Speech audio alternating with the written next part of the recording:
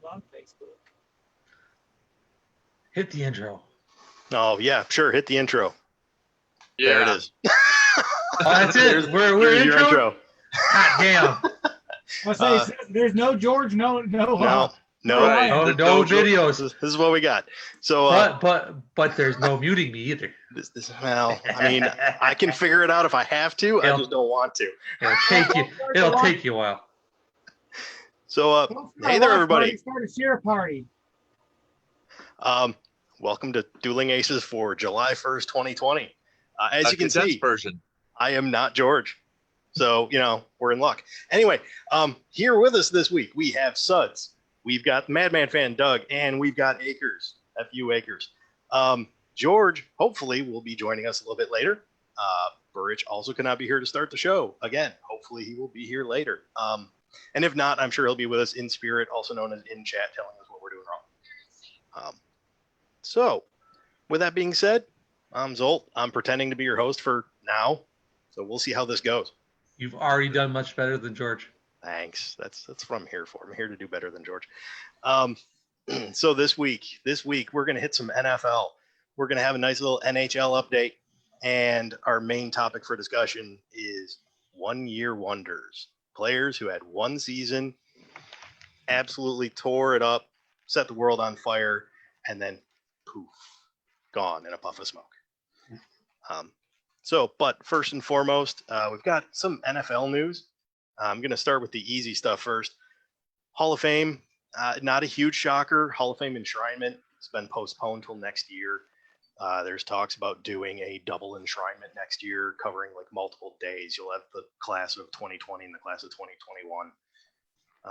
Obviously, it's a shame. It's not exactly what they want to do.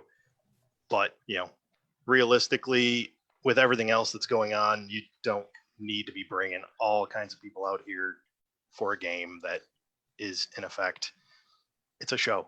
Obviously, those guys deserve to have their day in the sun and deserve to have it in front of as many people as can attend. So let's have a gigantic Hall of Fame celebration next year for all kinds of people. In addition to that, the Hall of Fame game, typically the first preseason game, that is also being postponed. I believe it's Dallas-Pittsburgh, and they've now announced that game is just bumping back 1 year. They will be the Hall of Fame game next year to coincide with everything else being pushed back. Real quick, anybody have anything to talk about the Hall of Fame game? Again, that was mainly just news. Yeah. Unfortunate, but report it and move on. Yeah, it's unfortunate, like I said, but at the same time, it's not a huge shocker, I would imagine, to anybody. Now, next bit of, I don't want to call it breaking news, but at the same time, a few hours ago, NBC Sports, CBS Sports, ESPN, all announced that tomorrow it's expected the NFL is going to announce the dropping of 2 preseason games. This has been rumored for a little while, but at the same time, this would make it official.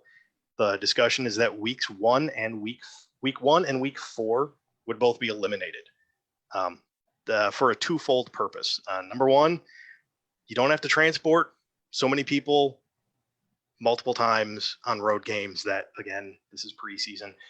We say it's meaningless. It's not meaningless, but at the same time, it's not nearly as important as weeks 1 through 17. So you don't have to worry about the cost. You don't have to worry about what's going to happen on the road. You also don't have to play the players. You also don't. There you go. No game, no pay. The other contributing factor is, to this point, there have been no off-season on-field practices whatsoever. You've got the involuntary ones. You've got the ones where groups of players are coming together, but you have had no on-field team functions whatsoever. So what this does, it allows teams to have that little bit of extra time with the players, not in game format, where you can that basically allow them more teaching moments than what you had previously. Or just getting them in shape. Absolutely. How many players have been sitting around waiting for this to happen? they got to get into shape. They Absolutely. also limited it on how long they can hit as well. So when the regular season does come around, there's probably going to be a lot of injuries. Yeah, Yeah. I mean, it definitely could get ugly. I did hear some rumors, and again, this is certainly not breaking news, but rumors about certain teams limiting the size of their training camp roster. Like, for example, specifically Minnesota was talking about only bringing 70 some players instead of 90. Whether this is undrafted free agents, whether this is late round draft picks that they're just choosing not to bring because now we have 2 fewer games to actually analyze these players and see how they do. Whether those rumors hold true or not, time will tell. Obviously, that's a shame for those players because they thought they at least had a chance to go out there and show what they could do.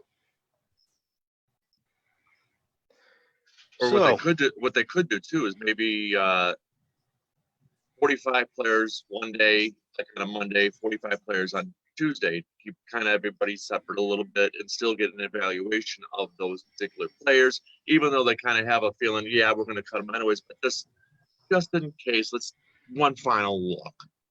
Yeah. And then make your decision, and at the end of the week, cut those players and then bring everybody down to 70. An option. Definitely an option. It's a good option. We'll see how it goes. I mean, obviously, at this point, every sport in existence is playing it by ear. Unless they're already going in full swing season mode like soccer. Right. However, our soccer expert is not here. I will not be discussing it myself. But that's just me. Where's this? Oh, he's gone. Yeah. His wife heard me talking about it, so she says, "I'll show your ass. I'll cut him off now." Got him. He dropped down to 3. We're now dueling aces. We're short of a full deck. Yeah, this will get fun. We're short of a full deck. We've always been short of a full deck. Yeah, and I was gonna say that, but that's okay. I only play with face cards anyways. So I win at poker all the time. It certainly helps. It does. All right. So again, hopefully, those rumors, obviously, they've been reported by multiple areas at this point. So I'm gonna go above calling it a rumor. Obviously, this is the direction that they kind of want to go anyway, because it's interesting that they picked week 4 for one of the other weeks that they're going to eliminate. And I say that specifically because part of the whole agreement, if they want to jump up to 17 games per team, is eliminating preseason games. And you just ready built it where, well, we're already eliminating week 4 of the preseason. It would now become the new week 1. It's interesting. It's an interesting development there. They're getting set up so when it does become official, oh, okay. Yeah, here it is. Yeah, we're already no problem. So, as it stands right now, training camps going to open up the end of the month, roughly around like July 28th. That's a date I've seen a couple places. I've also seen a couple places where it's tentatively July 28th. So we shall see. Certainly getting closer by the day. Hopefully football comes back and we are ready to go. All right. Yeah, I don't care if it's without fans. You know, shit, it's football. Hello. How you doing, Akers? We don't want to hear the excuses. The funny thing about it was I was talking to you guys, but I was trying to share everything on a different screen. I'm like, why are they still sitting there? And I went back on the Zoom, and I'm like, are you kidding me right now? Like, why am I not there? All right. So I had to turn my phone up so I can keep a hold of you guys. So the actual NFL signing that happened, I believe it was on Monday. We got Cam Newton to New England. I think it was on Saturday, or Sunday?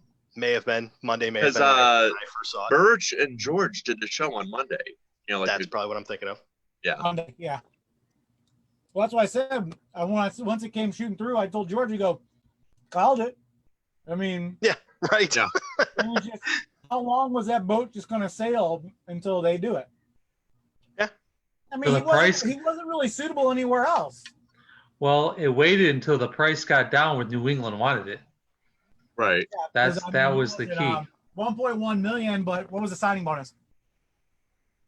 I don't know if there's a signing bonus or not, but all I know is it's incentive laden with he can earn as much as almost $8 million if he does everything he's supposed to. Let's see if I can search it this time without getting kicked out. But it's almost $8 million if he stays healthy and on the field and plays. A little bit more than Andy Dalton money. And people they're wondering why he's getting all this money, or why he's not getting more money. Why isn't he getting to the 15? For a former MVP. He had 2 good years. Well, when's the last year he played healthy? When's the last year he made it to 9 games where he actually played? I actually have it right here. 2018, he played 14 games. He went 6-8 that year. Year before that, 2017, 11-5. I'm going backwards here, 6-8. How many games did he play? Well, it says here 14. 14 in 2018? Yeah, he threw for 33.95 with 44 touchdowns. And what about the... He's that guy where he has a bad season, turns out to be a stud the next season, back at the bad season, back to a stud again. So now we're at the point of, how much all this roller coaster can you keep riding? I mean, if he's not consistent. Well, judging by that particular roller coaster, he should have had a great season last year, but he was on the injured list. So is he going to have that great season this year? All right. So announces that the Patriots will be fined $1.1 million, taking away the 3rd round pick in the 2020 draft for videotaping the Bengals because that was the best game of the life they've ever retorted. Newton has been plagued from March 24th. Reported to sign. Could earn him up to $7.5 million. The exact amount. Did I get kicked off again? No, you're there. You're here. You're there. We just wanted to be quiet in case you did. Right. He's been plagued, injury, the reserve, released Carolina Panthers. 75 exact amount depends on his performance and whether or not he hits certain criteria. It's at the bare minimum deal right now for his standards. So he's at a 1-year deal that's up to $7.5 million. So when me and George were reading about before, it saves guaranteed $1 million. All right, so it is a very. He had 3 good years, not 2. 3 good years. If Newton gets hurt or doesn't beat out the Patriots quarterback Jarrett Stidham, the starting position, New England would presumably only be out 1. Yeah, so he's guaranteed $1 million, but he'll get up to 7.5 if he holds up to his standards. Low risk, high reward. Yep. For the Patriots, and the sad part about it is absolutely saying that that's what, in his criteria, he didn't play last year. He's already having these problems for teams signing him. He is a scrambling quarterback who can pass the ball. Not well, though. He's a 59.6 career passer. He's 59. Yeah. So he's over 50%. Not much over. I mean, it's not even in the decent territory. But look at the receivers he's had on his team. Oh, come on. So he goes to the Patriots? I'm just saying. Now that he's actually got Julian with him, he's got Steve Smith. Receivers. Yeah, he had Steve Smith, Devin Funches, a couple other guys, didn't he? Yeah, he had some wide receivers. Don't let him try to pull that bullshit. He had wide receivers. He had more than Tom Brady has. Tom Brady gets one white dude. Let me just Amendola and let me throw some Cam Newton stats in here and a comparison. I was looking for a comparative quarterback as just numbers. This is strictly numbers, obviously not play style, anything like that. So as far as numbers, like you said, 59.6 completion percentage. Obviously, you want north of 60. Totally get it. And they're coming from Brady, who was what, 65, close to 70. Yeah, well, obviously it's not going to be the same, and No. I don't think anybody would expect it. They're two completely different quarterbacks. Career yardage 29,000. Touchdowns to interceptions 182 to 108. So the comparison I found, Rich Gannon, yardage almost the same. Completion percentage 59.6 to a 60.2. He breaks the 60 line, but still it's 0.6. Touchdowns to interceptions, he's off by 2 touchdowns and 4 interceptions. Oh, Granted, wow.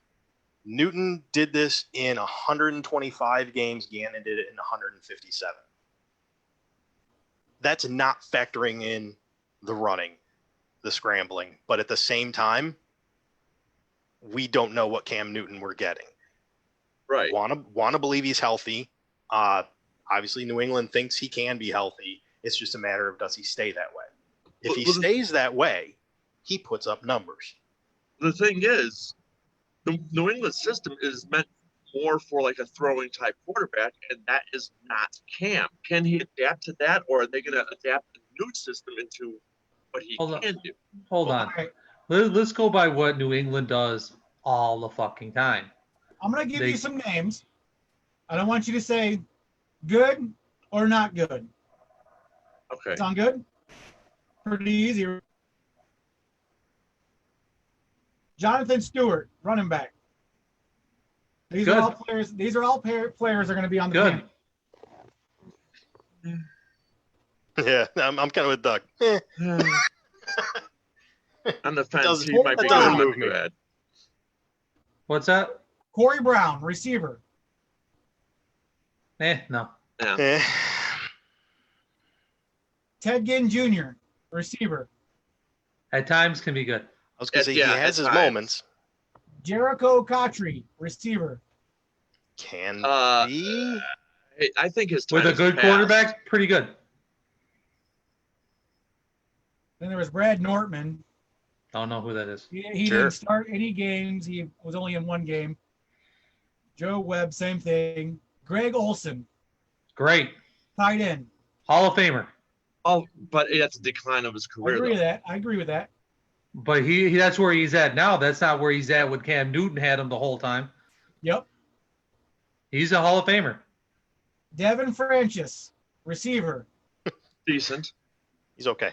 Yeah, he's All right. Decent. good for what he is. I gave you the roster of what you just said. And we have what? How many players on that you said they were decent? 3 or 4. All right. That's the year they went to the Super Bowl.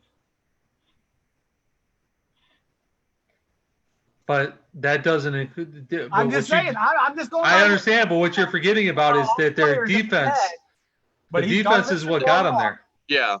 Their defense was Your strong. defense didn't get him there, but So you know, go back and look up the Ravens, the offensive wide receivers back when they won their first Super Bowl against the New York Giants, and let's compare their wide receivers to. Did they have wide receivers? who's it? They, Who's the Pats?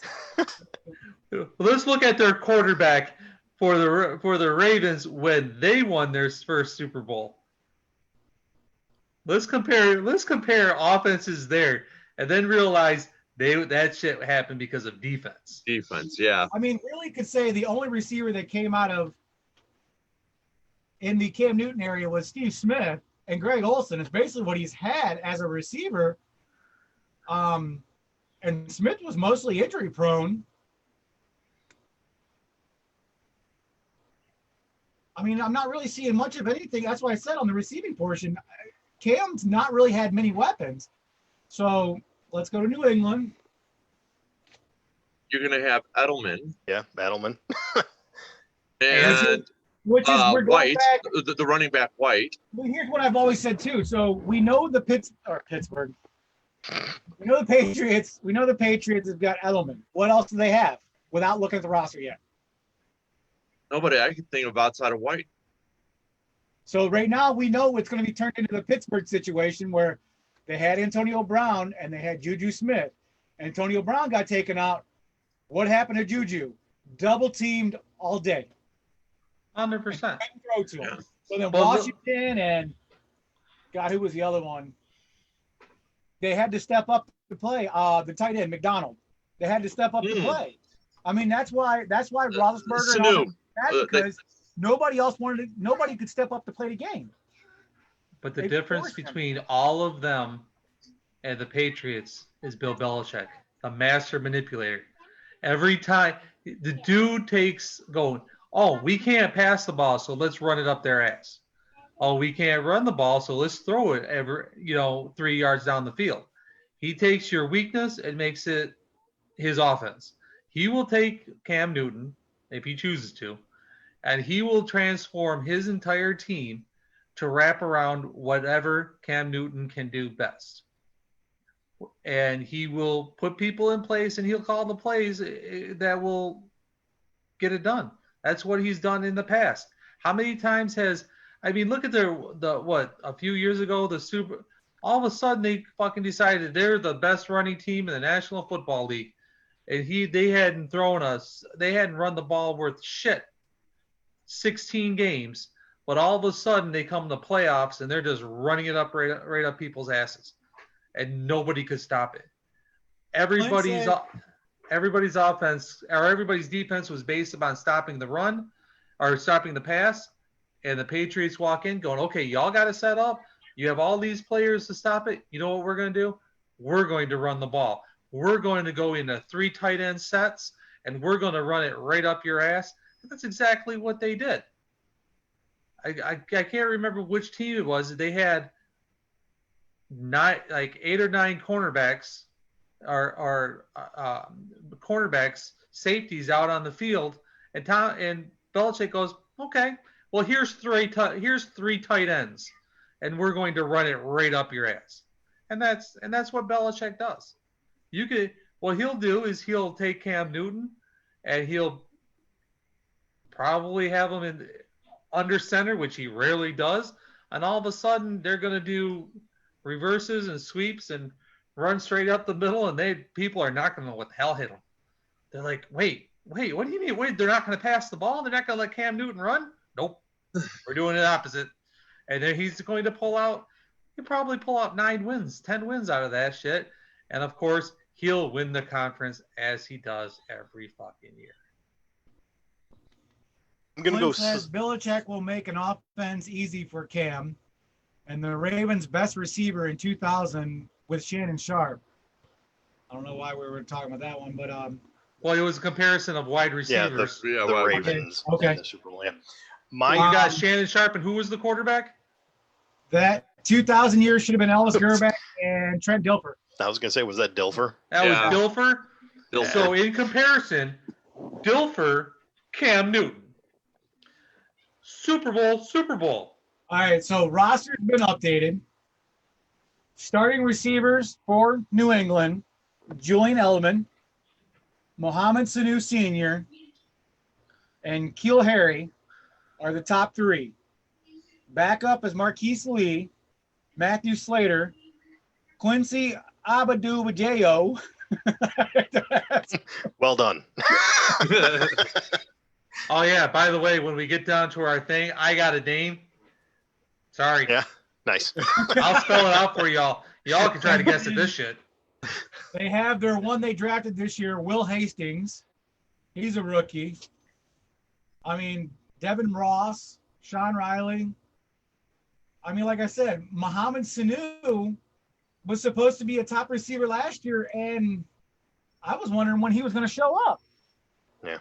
So you So actually Sanu's named never been one exactly- to be a star receiver or even a good He wasn't receiver. even a star receiver when he Oh, was he was with just the- No, no, on no, the second line. He was an okay, like, 3rd down type guy. I think he was like the 3rd best wide receiver on Atlanta. Well, that's Oh, I why they don't- would I- use him I- on 3rd down. I mean- you named 3 wide receivers that I even heard of They've when you already named off the wide. Well, this is what George and I were talking last night, and we're like, the message came through from Bleacher and ESPN. Cam Newton is not going to be the starter right away. Well, then I'm like, well, who are you going to start in front of Cam? So you're going to tell me that you're going to put Jarrett in front of him on one game? What are you going to do? Are you going back to when you were a Browns coach? Are you just gonna start him? I was like, there's no reason why Cam should not be the starter. Can you explain to me why you were honestly thinking Bill Belichick was telling you the truth? No, well, that's what I'm saying. That's the curiosity. This wasn't Belichick. Well, I guess it kind of was in one way, but this is all saying that Cam is not going to be a starter. Well, of course you're not going to say Cam's going to be the starter. You're not going to we're going to sign him for the lowest contract we could ever get, and we're going to make him starter right out of the gate. No, it's going to come to preseason. We're going to see what he can do, but don't sit there and say he's not going to be your starter in week 1. He's going to be the starter. With him sitting out last year, I would want to see what he's got in the preseason, whether it be, in the practice field or in an actual game, for like a quarter or a drive. I want to see something out of him. Oh, that's probably why he's not the starter, because he can hold him. They can put him in the game more. Now, if Jared can come out and they do a double wide quarterback like Miami was doing, then was it Miami? No, New Orleans. New Orleans.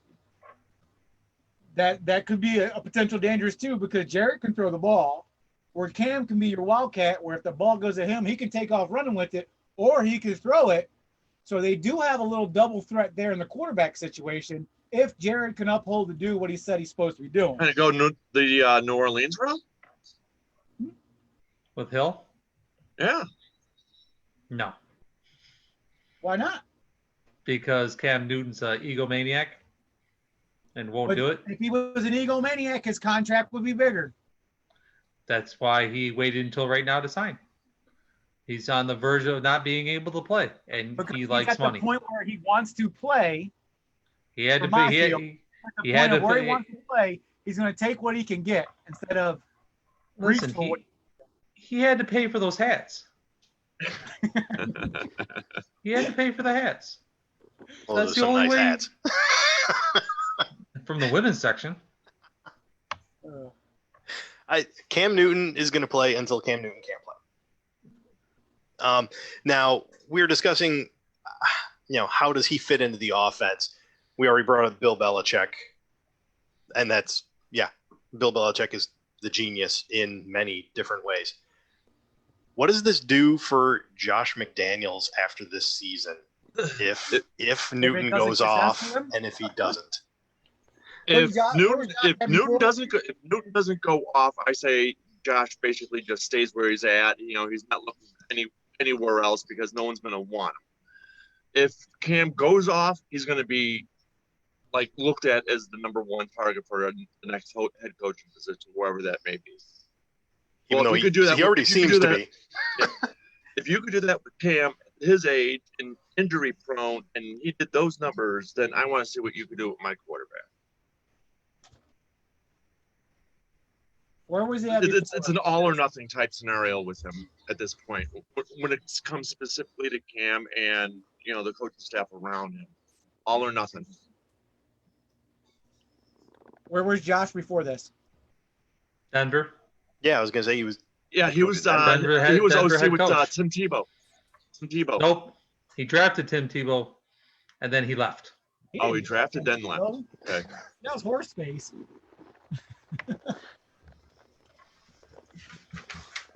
The sad part about that is Tebow took them to. Leave him alone. He's my guy. He's my pick. That's hilarious. Don't be talking about him.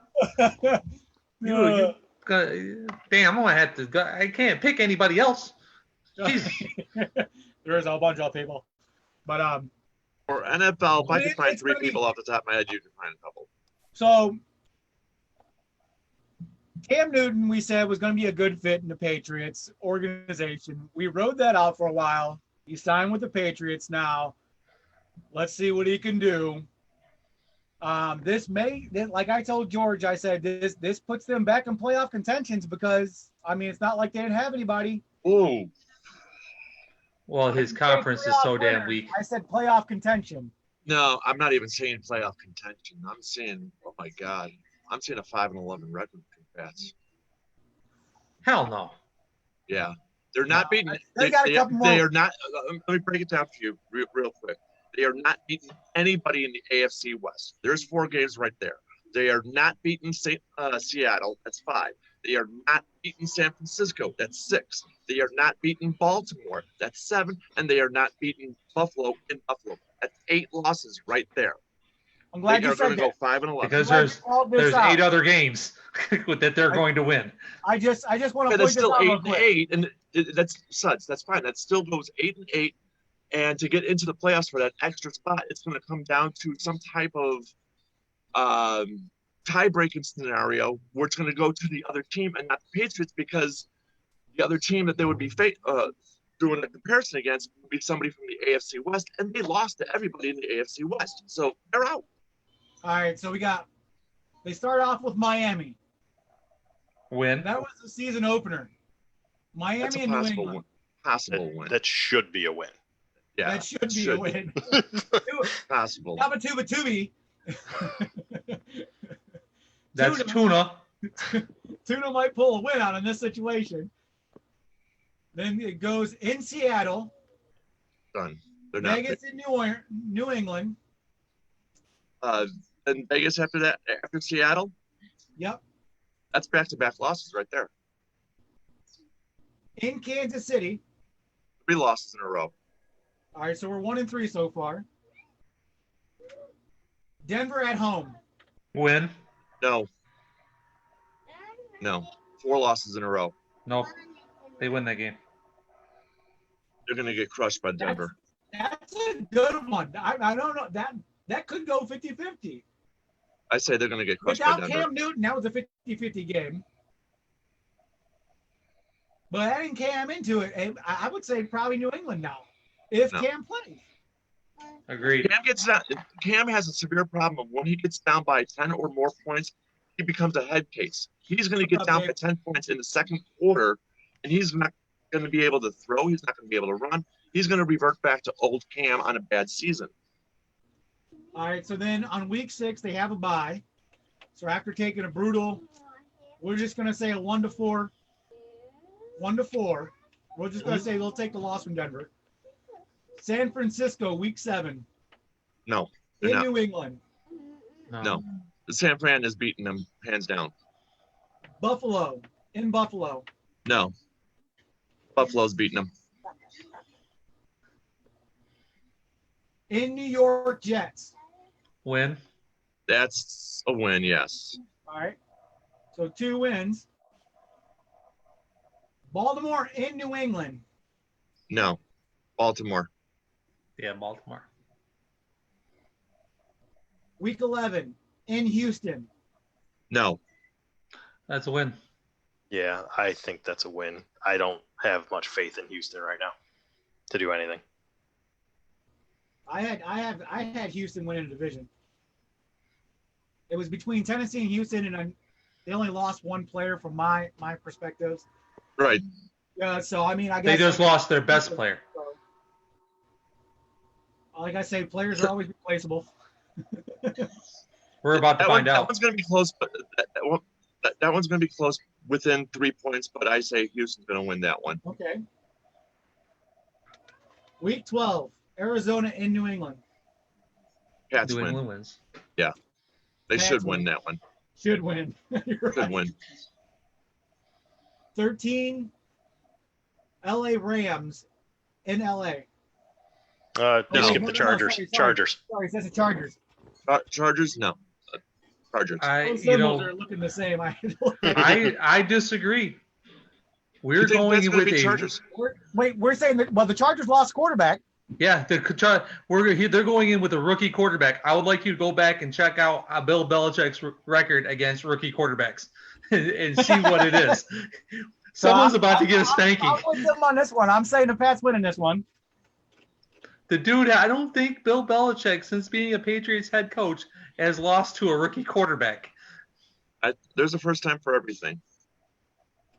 Yeah, and I'll grow more hair on top of my head next One week. team staying in LA against the Rams. Are they just gonna stay in LA that whole week? It would only make sense. I mean, they should. Right.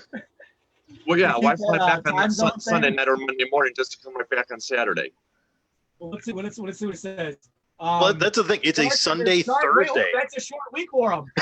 Oh. in LA Sunday Yeah, night. you ain't going anywhere. Sunday at 4:45, and then December 10th on Thursday night at 8:20. So I mean, it's not even a week rest. Yeah. Yeah. So yeah, Remember, I'm staying in LA. remember, this is the schedule that Schroed said this is one of the most brutal schedules I've ever seen. And this is why. They're just gonna stay in LA. And Yeah. then we're going to finish off with the division in Miami on week 15. It should be a win. Should be, It but is- by it that is point, Miami. who knows? Week 16's Buffalo at home. Before you go a win for Buffalo, let's remember that the playoffs are involved, and At that point, yeah. you might have someone benching their shit.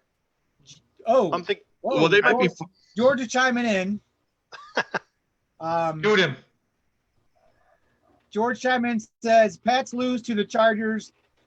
Sorry, correction. Pats lose both LA games. Thank you, G. Oh yeah, because George is always right. No, I got. He's a backup on that Cleveland one. Browns fan.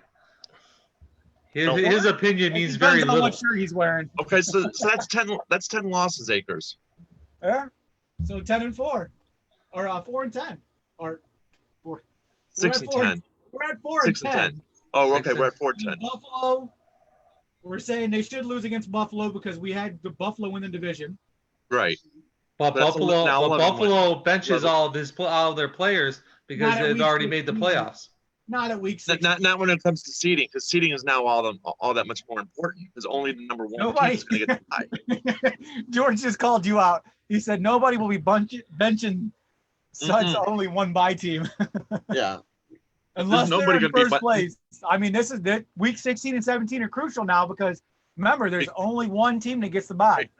Right. And that's why they're not going to be benching all the way to the end. Unless they know that the bye is already out of the contentions, but there's no one's benching players in week 16. Still, Yeah, well, you're still looking at the seedings, though. Yep. And the seedings is still kind of important. Home field is always important. Right. So And then they're whether finishing off. Buffalo already clinched the division or not, they're still going to go balls to the wall because they want that seeding. Because what happens if the season gets shortened right then and there? They want as high a seeding as possible. They're not benching nobody. Yeah. And then we're finishing off with the Jets in New England. And Yeah, that New one there is a England game again, depending on who's playing. Yeah, and then that could be a trap game. Yep. That's going to end up beating their ass all up and down the field. Or Pats could win by 40. That could go either way. But the first 15 games, we had 11 losses. So I had 11 losses. They're not going anywhere in that division. Not this year. I mean, I guess we're right. We only got about five games. Yeah. I think you toss in Belichick with an extra win or two. Okay, so 6, maybe 7 wins. Come Well, on. it's gonna be a still 5.5. 5.5 for you. You're still not looking at the 10 to 13, 14, 15 win seasons that you normally look at when you think of Pats. You're going to be looking at a 7 games win season at best, and that's with Cam Newton. You put in Stedman, and that might be even lower.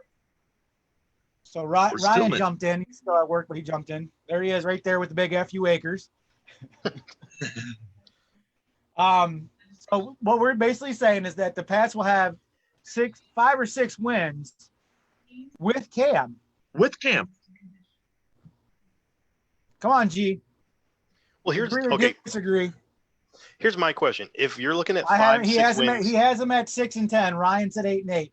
okay. Mhm. Yeah. If you have him at 6 wins with Cam, where are they without him?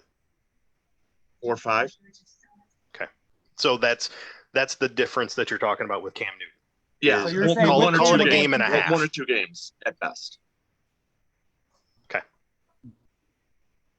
Yeah, I had him actually last in that division this year. And that was before the Cam signing. Okay, so they're going to move up in front of the Jets. Big deal. All right, so let's jump off the Cam boat and let that sail out in the sea. And let's talk about another guy they've been talking about every once in a while.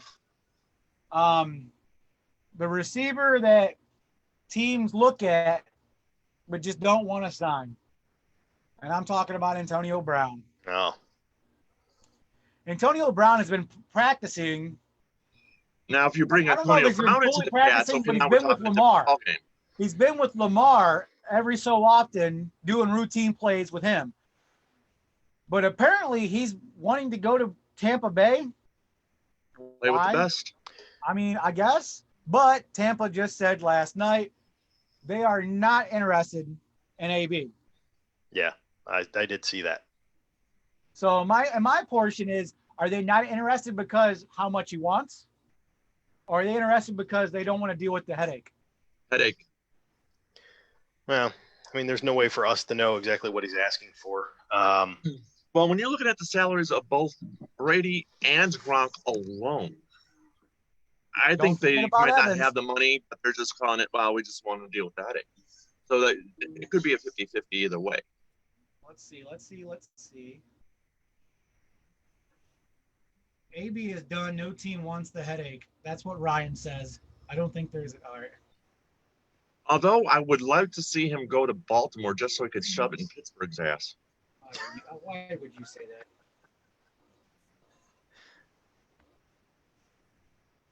Antonio Brown contract. Because what was that last contract that he signed? 10.5. The 2019 season was 1 year for 10.5. And he was a free agent in 2020. Do you guys know what's called pleading guilty or no contest means? There's enough evidence to possibly make me guilty if we went to trial, but I'll just plead no contest for a lesser sentence.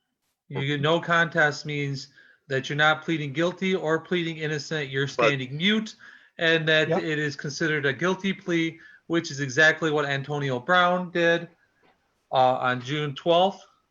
He pleaded no contest, which is a conviction. Since he's not in the NFL, he's not subject to suspensions or fines, but as soon as somebody signs his dumb ass, he is. Yep. Hence, even if you do sign him, he is automatically going to be suspended. Who knows how long he'll be suspended for? They will not let this go. Huh? Minimum of 2 games. Minimum of 2 games. So you bring Antonio Brown in, you sign him, you can't even have him at your at your stadium. You can't have him inside because he's automatically going to be suspended. He's going to be out for at least all the preseason, including 2 games, which means he will not play until at least week 3, if not week 4. Unless they push him out on preseason, he can practice in preseason. He just can't do games. Well, either way you look at it, you're going to be out probably anywhere from 2 to 4 games. Plus, if you look at his prior bad acts, when it comes down to the past few years, they're probably going to jack it up even more. It's probably going to be closer to a 6-game suspension. And in a season like this, where you don't even know if you're going to play 6 games, you're probably not going to want to sign him. So Ryan just said, so Suds, you're saying he's on your all-time criminal team now? He absolutely is. I thought he was already on there. I was going to say he would have to be. He was like my first round. He'd be like my first round pick right now. Let's say they only give him 2-game suspension. We know Tampa Bay's out of the picture. Right. What is a suitable team for him? Well, going back to Baltimore would make sense. I'm 100% agreeing with you on that. Baltimore would make total sense to him because the fact of they only really have 1 receiver. Yeah. And if he was to put Brown there, there's no loss to the Ravens so far that they're only losing Brown for 2 games. He comes in. He's already been practicing with Lamar before, so Lamar actually has a feel on him already. So you're going to tell me putting him in there with – God, why can I not think of the players?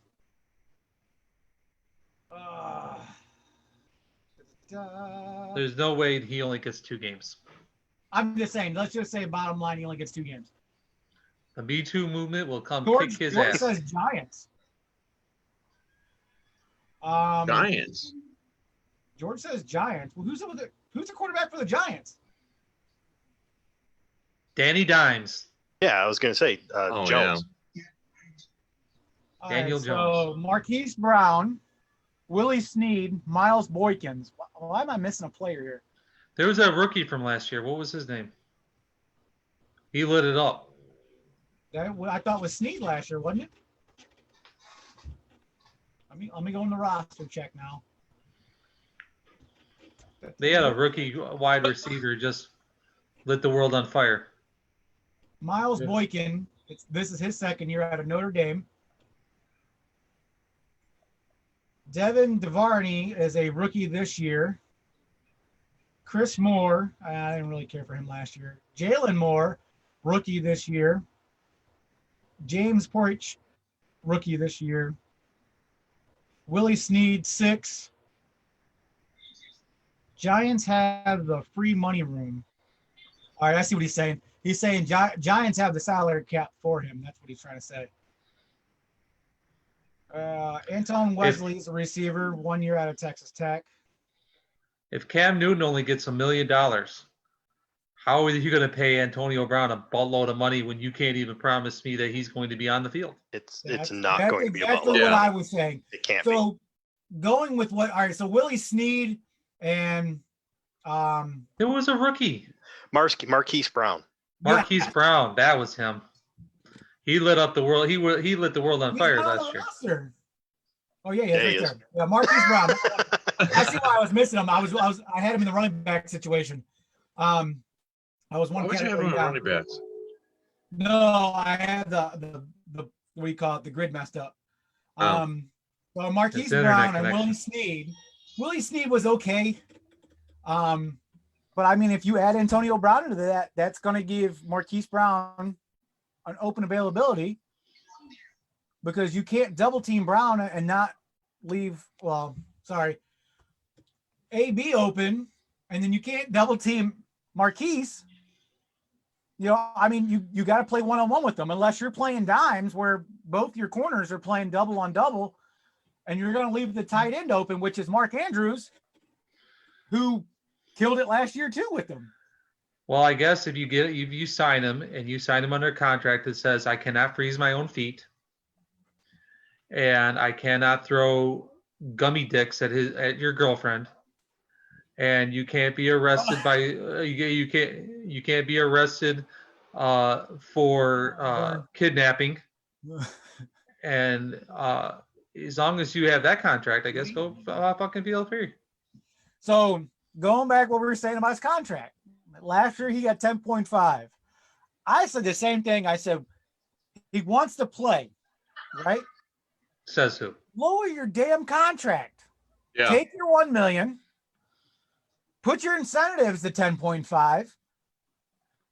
You know, just like what Cam just did. If you do all this, then you get paid. Other than that, take the 1.1 and go play. Show us what you're really worth instead of saying I'm worth 10.5 and then throw gummy dicks at your wife, as you say. Girlfriend. That's And what he then did. Next stop was at Adult Mart in Cleveland. I don't know. I'm just. First of all, where he found those is baffling. Did he have them specially made? And why would you? But I digress. I have a question. In the back of my head, it just sticks there that, yeah, that last contract when he signed it, didn't most of that get voided completely? Antonio? Yeah, he didn't get a damn thing. Yeah. Yeah, one. So, he did get I something. mean, I was reading it. realistically, he could sign for more than that 1 million. And it's just. He got the 1 million. He got the 1 million, but he has already lost out on $500,000 in his contract. So he signed for 10.5, incentives of 14.6. The season total could have ended him if he played 30.1. That was for 2020 also. He could have got 30.1 for 19 and 20. So he lost $29 million? Basically. More or less, yeah. Yeah. So keep the dummy dicks in your pocket. The gummy so dicks. where else could he go? Washington? I don't see Rio doing that. Okay. No. Rio's already put up with enough headaches down there in Carolina. I don't think he's going to do it there. I mean, Now, I hate to even bring this team up because Uh-oh. they're pathetic, and I don't even want to watch that. But the Detroit Lions, Oh God. if Really? they could. I mean, think about it. You have Galladay on one side, Antonio Brown on the other, with Stafford at quarterback. They've drafted running backs. They've got, an ability to be a decent offense. You add Antonio Brown, you're looking at a good Stafford really offense. have it. Shelving He that has for it more a than second. Cam Newton. They don't. This is going to sound weird. Yeah, I mean, obviously, undeniable talent. They don't have a hole there. They've got holes in a lot of other places. Tell But me which wide receiver the Lions have outside of Galladay that's better than Antonio Brown. no, I can't say that they're better than Antonio Brown. But the money that they've got, Yeah. they don't need to tie it up in wide receivers anymore. You're I was only gonna tying say- up a couple $1 million. He's signing I was real gonna low. say, because if we look at that division right now, the fight's going to be between Green Bay and Minnesota in that division. Yeah. So, Why, I mean- why would the Lions want to spend that money anyway? I was going to say, tie that money up to just try to rebuild your team right now because you know you're not going to win the division for the next year or two. Yeah, it makes no sense. Now, Antonio Brown was maybe that one missing piece to get him into contention for the division title, maybe, but he's not. Not for the Lions anyway. All Now, right, for so one of the other teams, Chicago. like maybe Green Bay, pick him up, or Minnesota. I don't Well, I mean- think Aaron Rodgers will want his ass on his team. I don't think he wants him either. But at the same time, he doesn't have much besides Devontae Adams. I think Aaron Rodgers would gladly take AB over what he's got now.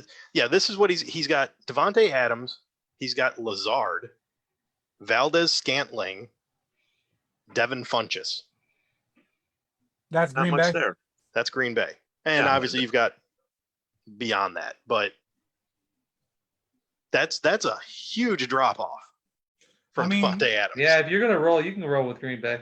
I was going to say, if you're going with Detroit, I mean, Detroit, like you were saying before, I guess he could go to Detroit, but it's going to be a fighting position between, like Nah, you it's said, not a fight. Galladay, Marvin Well, Galladay's Jones, it. No, Marvin Jones, Galladay, and don't they still have and Amendola? Danny Amendola. They've got Marvin Jones, Amendola. Amendola, yeah. Um, So and Geronimo Allison. They signed receivers. Geronimo Allison. They've been adding pieces to the wide receiver core. It's just I don't see that's where they're going to spend the money. No, that's No. what I said. They've already tied up to try to see what they can get going on right now.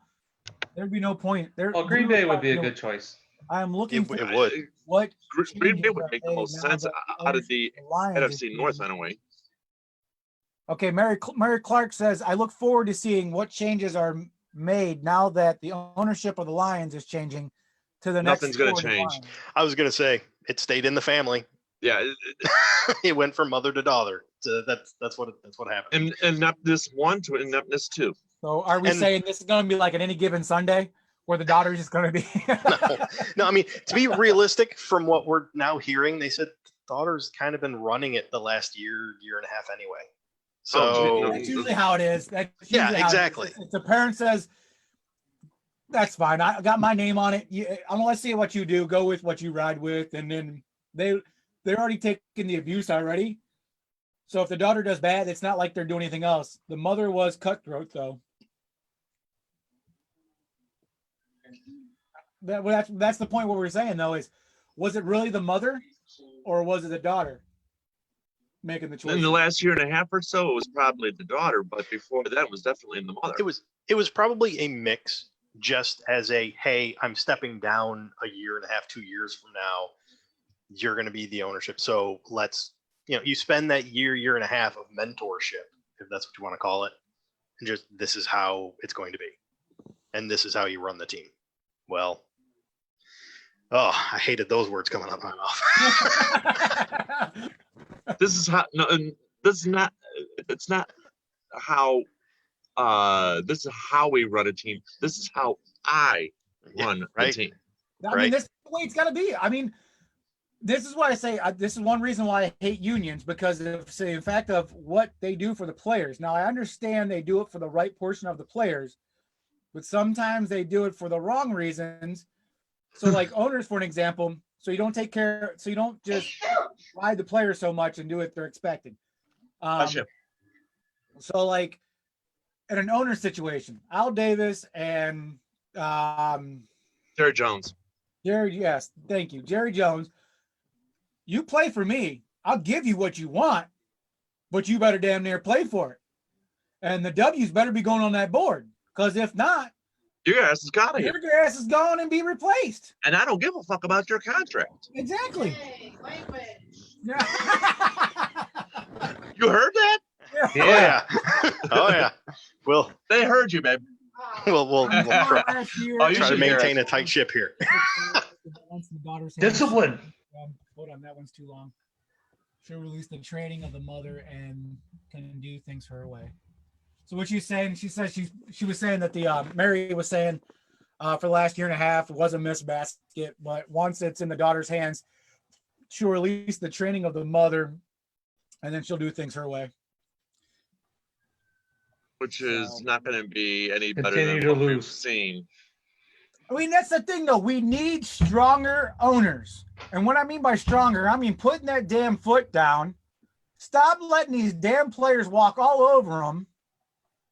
And that's why I love, everybody loves to hate these guys, but, I personally love them. I like the Jerry Jones, the Al Davises. Yes. I like to get in the player's face. Yep. First of all, I you want that owner to be involved. Like that. gave two examples of teams that aren't winning. And Hey, one boys. time they used to be. I'm just saying the only problem with Jerry Jones is trying to win in December. I mean, And Jerry Jones, if Prescott or Romo could put wins in December, they would have been in playoffs multiple times. December was a kryptonite to Romo. It was killer. If Romo could just win 2 games in December, there would have been multiple playoff games he would have had.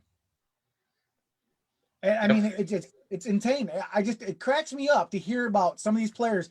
Like you said, Belichick has 99-point winning percentage against rookie quarterbacks. Romo had 25% chance of winning in December. well, you brought up the fact that he puts his foot. Jerry Jones puts his foot down. His head coaches have had a pathetic record for the past 20-something years, and he continues to pay them and continues to keep them on the roster as the head coach. Jason Garrett, how many years did he have for a shot as the head coach? What? He was there a while. 6-8 years, something like that, as the head coach. Well, let's go. All right, so let's. I mean that's pretty damn pathetic in my book. I mean, where did he put the foot down on? He put the foot in the mud because he didn't do shit. That guy got away with murder. All right, They didn't do anything. He didn't. What, for the last 5 years, right? At least. All right, so the last 5 years, they were 8-8, 2019, 10-6, 2018, lost the divisional playoff game. Yeah. 2017, 9-7, they were second in their division.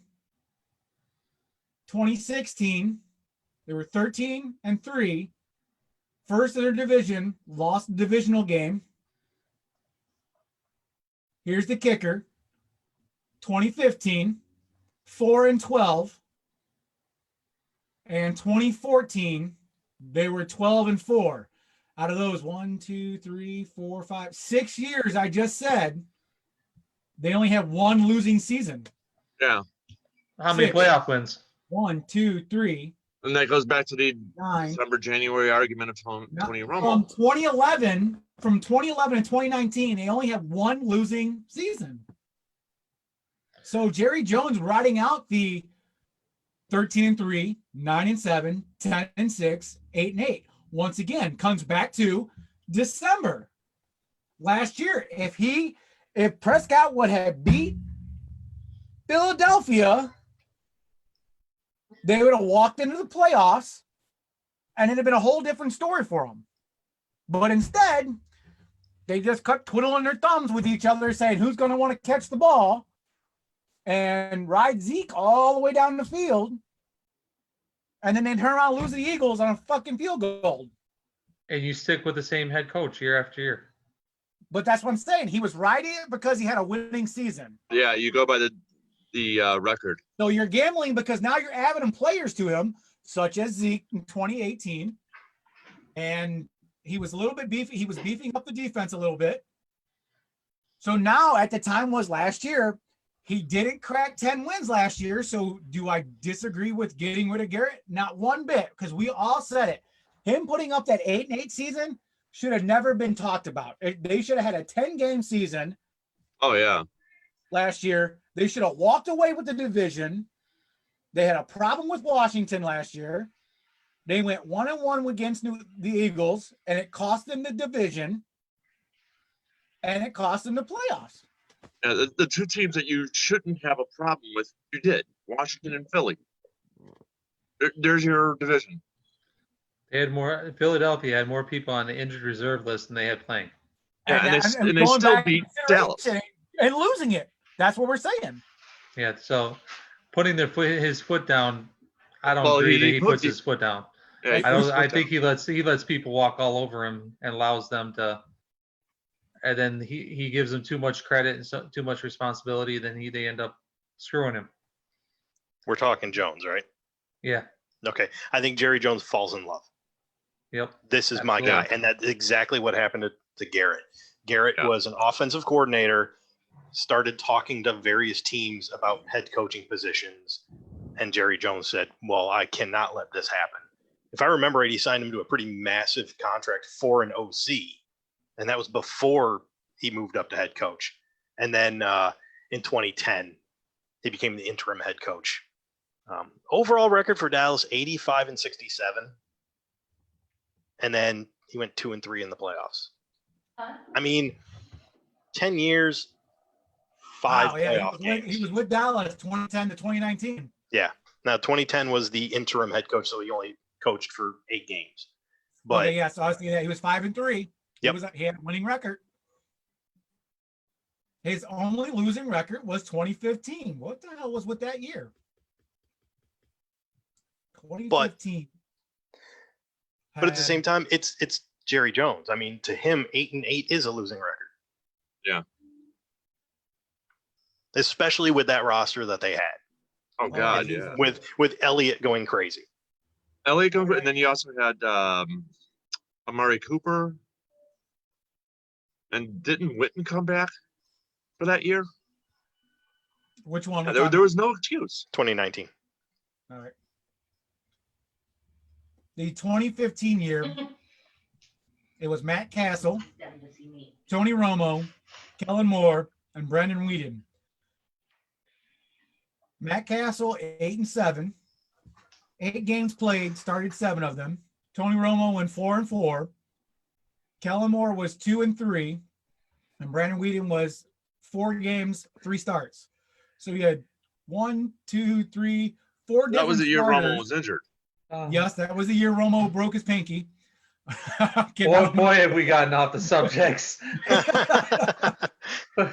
And then Feel it back. Jesus Christ. Hold on. I'm looking at this roster. Well, ladies and gentlemen, this is the Dallas Cowboys show. It is apparently. Des Bryant. This was the year Des Bryant was out. He only played 9 games. So yeah, I mean, they lost a lot of their starters that year. So I mean, losing season, yes.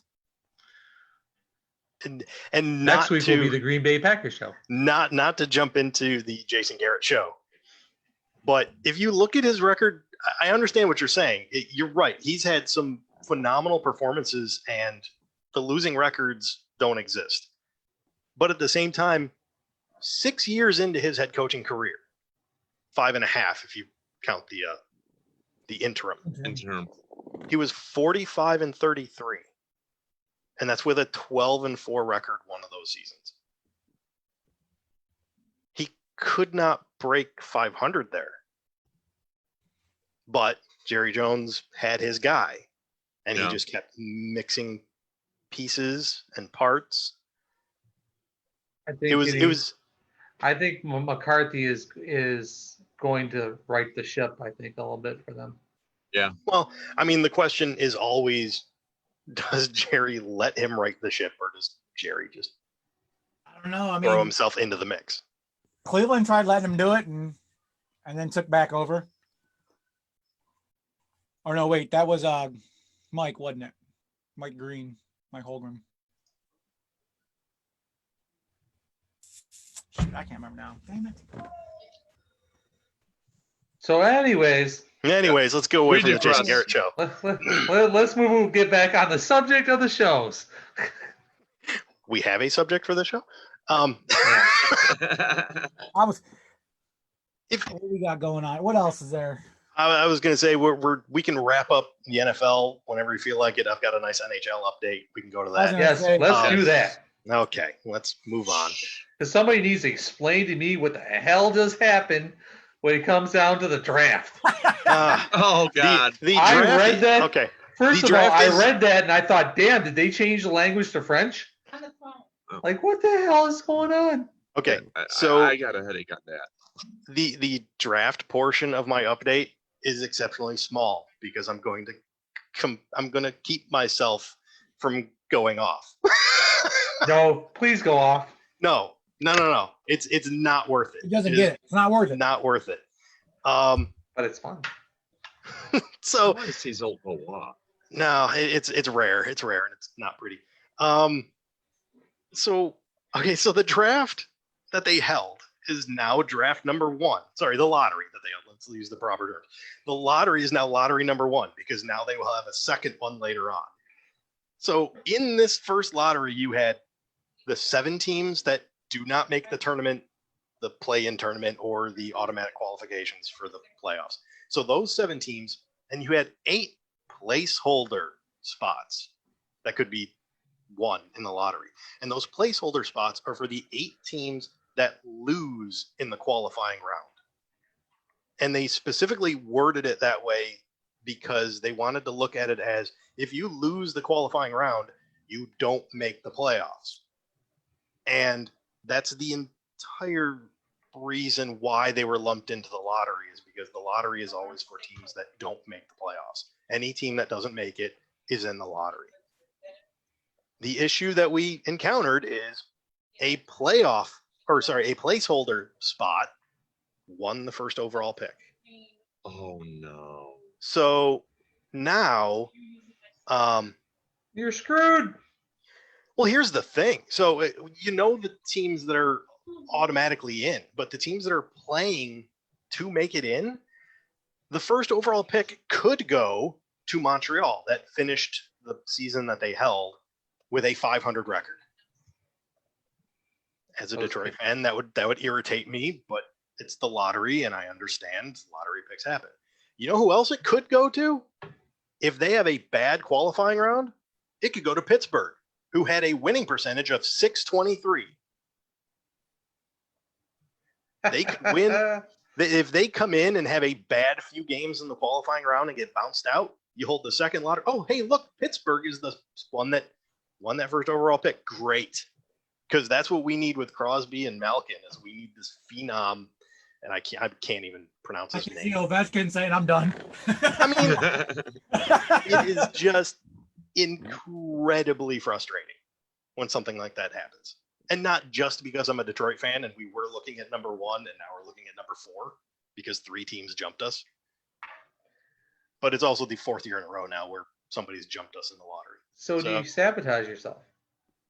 Well, the problem is they specifically put in a formula like this to prevent tanking. I mean, Detroit, in essence, tanked. And granted, they were bad. I'm not terribly sure they were tanking. They may have actually been that bad.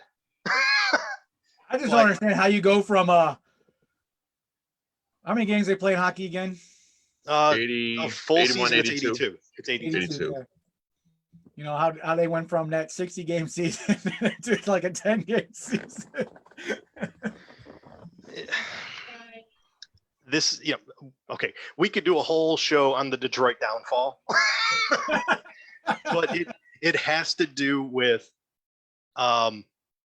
implementing a salary cap years and years ago when we were spending money because we were creating money. And then at the same time, you had contracts that continued into the salary cap era and signing players to long-term deals like 12 years, 14 years, specifically because that's what you do with your guys when they're coming out of their first rookie contract, and you need to keep them because you can't let them hit free agency because they're gone.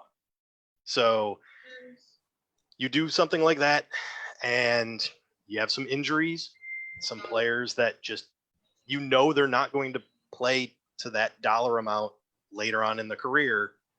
You just don't feel like you have a choice but to sign them to that. And then eventually that just comes around to bite you, and you enter full rebuild. And full rebuild just takes longer and longer and longer when you don't win the lottery, when your number 1 overall pick drops to number 4. It's absolutely brutal. I'm a hockey fan. I'm a Detroit fan, and it is absolutely brutal. When that came across the wire, you guys saw the chat. The only thing I posted, unfucking believable. What's the name of the Cleveland NHL hockey team? The Bees? Monsters. The Monsters? Lake Erie Monsters. Lake They're Erie a minor Monsters. league. Yes. Don't They're they a have minor a league professional hockey team? CBJ's, Columbus Blue Jackets. Oh yeah, The Columbus. Blue Jackets. That's Columbus. Yep. That's Columbus. That's Ohio. You're thinking of the old school Lumberjacks back in the day, but they were also another farm club. I was gonna say they also used to be the Cleveland Barons. Yeah. Yeah. So when's the last time they won? I've never. 2 years ago. They made the playoffs? Yeah, The Seabus a couple of years ago. Yeah, the Monsters won a couple years ago. No, the Blue Jackets. They were in the playoffs last year. Yeah. Were they? Yeah. Yeah, they got knocked out by Washington. Oh. That or Pittsburgh, I forget. Because it was always either between Have they ever won the Washington or Stanley Pittsburgh, Cup? is who they always had to face. Have they ever No. played for a Stanley Cup? No. I don't believe so. No, they're still a fairly new franchise. Yeah. The Monsters, I think, are this Blue Jackets minor league system. I was just Makes wondering. sense. Right. I didn't even know they had a fucking hockey team. Yeah. I in the NHL. I'm like, George wants to, yeah, the Blue Jackets. They got playing the Red Wings. Who? All right, so they've been playing for 19 seasons. In 2008, they lost the conference quarterfinals. 2013, they lost the first round. And 2016, 2017, they lost the first round. 2018, they lost in the second round, and then last year they didn't, or this year they haven't made it yet. All right. So the whole draft debacle aside, doing a little bit of research, mainly because I saw that one of the hub cities that was under consideration, in essence, took themselves out of consideration, which was Vancouver, which was an interesting choice. So I started doing some digging and actually found way more stuff than I was anticipating. So first and foremost, obviously, we all know why this is going on. COVID is everywhere. Right. So to date, 26 players have tested positive. Out of those 26 came out of, there's approximately 250 players that are actively participating in quote unquote voluntary workouts at facilities, etc. This is about a third of, 250 players, staff, coaching, etc. This is about a third of what they anticipate to actually be actively involved once they actually get going on the qualifying rounds, the round robin, etc. So 26 out of 250, not a terrible percentage, obviously. It's still a little over 10%. It's like 13, 14%, somewhere around there. And for comparison, the NBA has almost identical numbers right now, as far as number of players participating in voluntary workouts and how many have tested positive. Out of those 26, 15 of them were all announced by the league on Monday. I believe they only announced the numbers. They didn't announce who they actually were. We do know, however, Tampa Bay Lightning had to close their facility because I believe it was 3 players and then a number of staff. They did not say how many staff. So that all factors into the 26. They closed their facility, cleaned it up for a few days. I believe it was scheduled to reopen today. So of course, this is all right now. It's voluntary small group workouts. This is what we call "quote unquote" phase 2. The hope is that for the NHL, the NHLPA, to actually solidify everything from hub cities, starting dates, etc., by the end of this week. In fact, they hope to have it ready for players to vote on Friday. To have a season? Or to finish the season? They've already agreed at this point. It's going to be hub cities. It's going to be actual dates for training camps, for everything else, and it's going to be, these are the safety measures we are putting in place. This is what you're voting on. There's already been an agreement. This is how we're going to run it. Now this is going to be the nitty gritty details as to how this is actually going to transpire and what we're going to do. So Vancouver, as I said, dropped as a possible hub city. It turned out they had a conflict with the British Columbia government.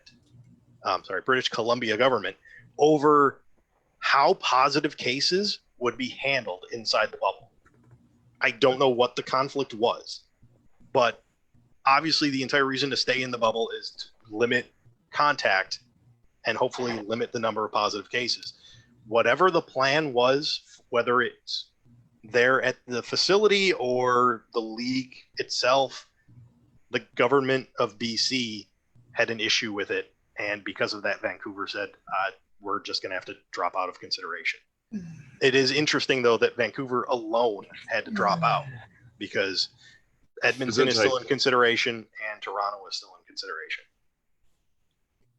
So did Winnipeg jump on too? No, Winnipeg, it was the 3 Canadian teams were Vancouver, Edmonton, and Toronto. Oh, okay. I thought Winnipeg was on it also. Right now, rumors, speculation, innuendo, etc. So the speculation right now is that the league is looking at using Edmonton and Toronto as the 2 cities. I would think that'd be good. Like that's what I was saying, Toronto. Toronto certainly makes sense, and I would almost put Toronto at 100% regardless of who the other city is, just because it makes perfect sense. But the fact of the matter is there's a spike in COVID cases in the U.S. right now. So why wouldn't you look at using Edmonton and Toronto? You don't have to worry about fans showing up because they're not allowed. So keep them isolated, keep them up there. And of course, the U.S. options that you're looking at Las Vegas, Chicago, and L.A. I mean, again, no. I'm sure they would love to put it in Vegas, but they just had a spike. Vegas had a huge spike. So did L.A. and it's so. Who was it?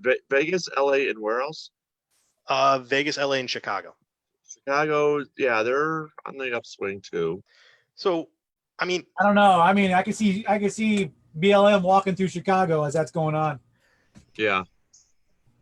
You've already got a deal with the Canadian government. They're going to let you come in and do this, provided you stick with the program and do the program that they've. Why wouldn't you keep both hubs in Canada and just go?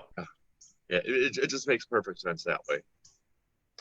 So, again, dealing with more rumors. Right now, the rumor is July 10th, 9 days from now, is their target for starting training camps.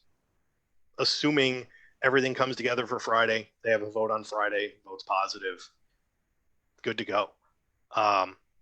There were actually, I saw the rumor, I wish I could accredit it, but I saw a thing that supposedly a bunch of players flew in from Finland into the U.S. so that they can quarantine themselves and be ready to go when training camps open. So there's obviously a thought process that this is getting done and we're just about ready to go. Again, July 10th was the rumor date, could possibly be pushed all the way back to the 13th. So again, that's 2 weeks. Yeah. Um, You're not looking at much time at all. Nope.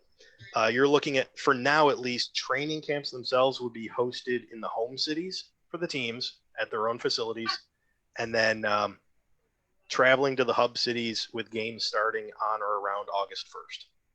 Now, are they going to be quarantined when they go from the U.S. to, let's say, Canada or whatever, before the season gets up and going? Right now, that's the rule. That's the law up there in Canada. However, at the same time, they're all coming together. They're all going to be quarantined together. I would imagine they're doing the bubble system. Facilities, hotels. This is where we are. Nobody else is here. Gotcha. Excuse me for a minute, guys. Yep.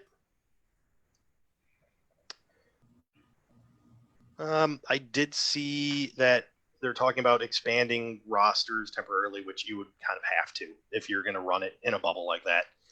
They're talking about having up to 28 skaters at a facility as opposed to, I believe the number is 24. So an extra 4 players, but at the same time, they're also going to allow unlimited goalies. As many goalies as you want to bring, just bring them, which is interesting. One thing I did encounter when I was doing that little bit of research. So NHL and NHLPA, they're also working on a new CBA right now. And they want to have the CBA in place because they're coming up on their US TV deal being done.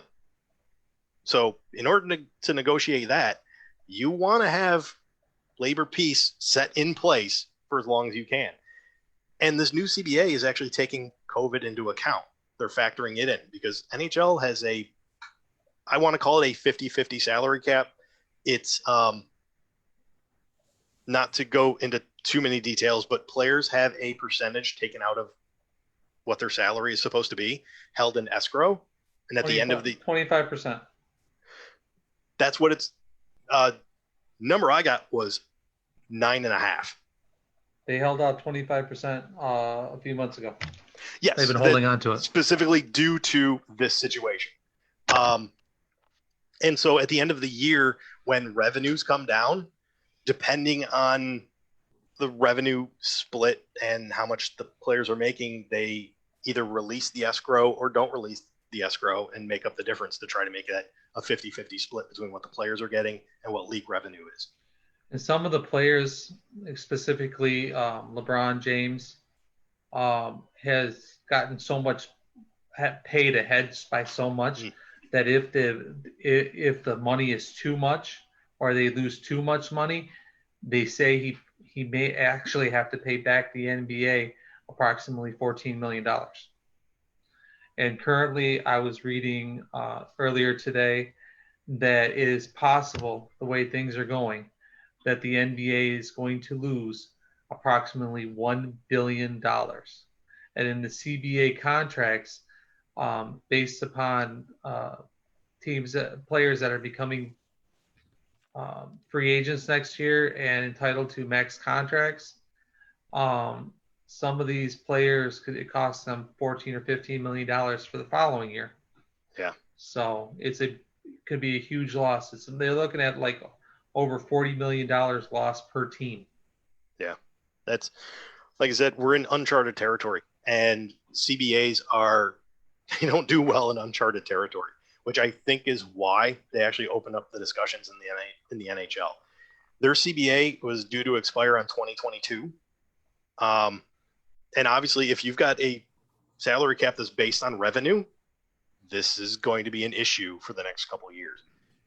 So what's being reported is that they're talking about bumping their escrow up from the normal 9.5 up to 20% for next year.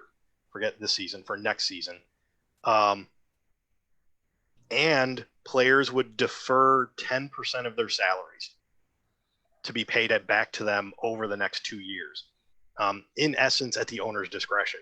So they could hold on to that 10% for the entire time and then just pay it all back after 2 years.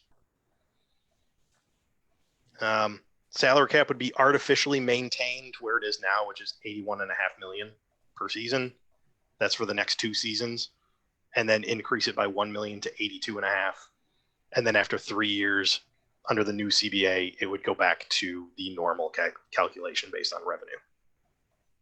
It actually might be beneficial to some of the owners to Jesus Christ. allow this to happen. I mean, with the COVID, if you keep it up for 2 years, the NBA contract doesn't expire until I believe 2023. If you allow, if you continue this pace, they could actually lower the contracts by a considerable amount of money. If you're looking at billions of dollars in lost revenue. Yeah, I mean, NBA obviously has to figure something out because you cannot run under an existing CBA under the current conditions. So it's a matter of, but at the same time, they both have to come to an agreement on it. So I'm liking what I'm seeing out of the NHL. I mean, it looks like some thought actually went into this, and it sounds like it's palatable for both sides. So hopefully it is. Well, the NBA or the NHL is probably the one of the leagues that struggles the most when it comes down to revenue and salaries. So It doesn't surprise me. I believe it was like a few years ago on the negotiations of the last CBA, the players actually lost money. They were offered more money at the very beginning, tried to negotiate, and turned around and ended up signing for less. Yeah, So, I mean, obviously the NHL has its issues. Fan base within the sport obviously is there, but growing it just does not happen. And TV contracts are not nearly the numbers that you see in the other sports. So It's just something that they have to deal with. And let's welcome in the Mr. George here. He's back. Mute him. I already did. I did actually. I muted him while you were talking. You know, it's Do it really again. funny. You should have left them in the waiting room until we were done. Well, I will say this. I will say this. I didn't see him in the waiting room, so he figured out how to get in on his own. Mm-hmm.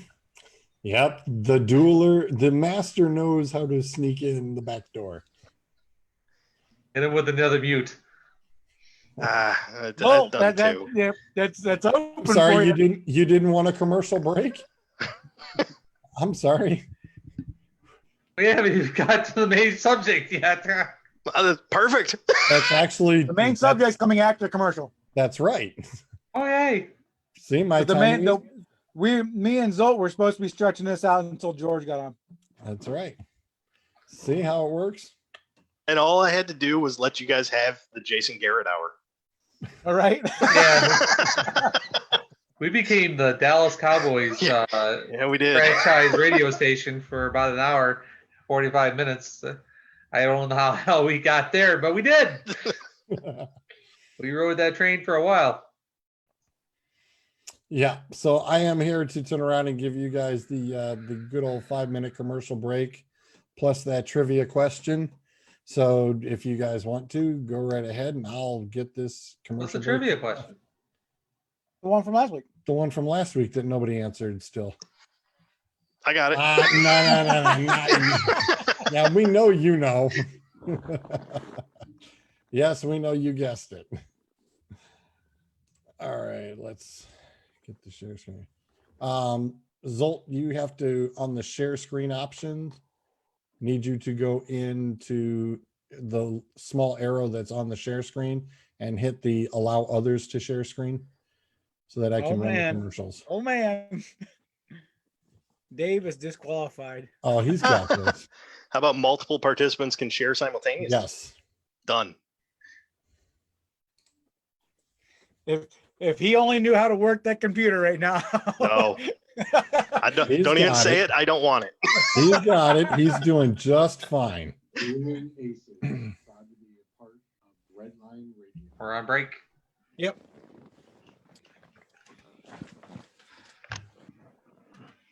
Detroit Auto Parts is a proud sponsor of this station. Save 10% off your order when you mention Redline Radio.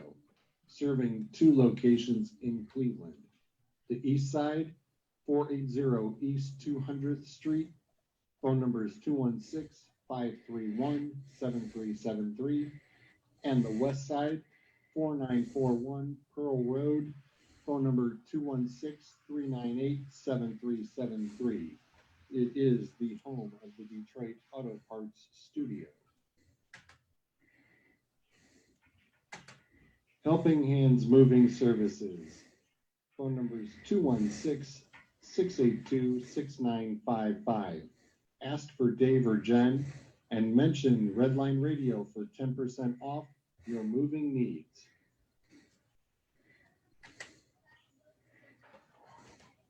Cater Printing for your custom screen print, embroidery, and promotional item needs. Located at 9925 Royalton Road, Unit D, in North Royalton, Ohio. You can reach Amy at 440-668-1579 or check them out online, caterprinting.com. Make sure that you mention you heard it on Redline Radio. K&M Towing, 13011 Bel Air Road in Cleveland, Ohio. Phone numbers 216-252-2229. Tell James and Tom you heard about them on Redline Radio.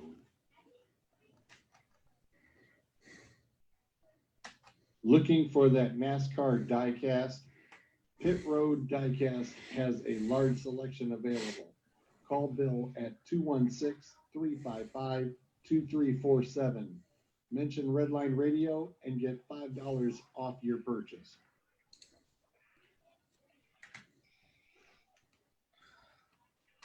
Lubrication Supply, located in Norwalk, Ohio. In the field or on the track, let us put you in the winner's circle. Contact Kevin or Jim at 330-813-2305. Tell them you heard it on Redline Radio. Wiggins Construction and Home Improvement. Bathrooms, kitchens, windows, doors, siding, roofing, and much more. Contact William Wiggins Jr. at 440-731-4654 or send him an email, wwiggins24@gmail.com. Tell him Redline Radio sent you.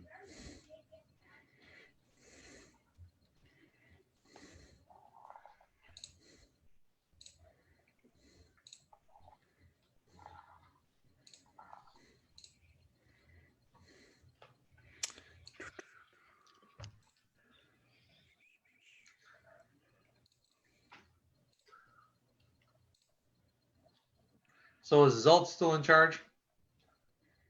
Or is God, it I hope George? not. Oh, you did a good job. Oh, thanks.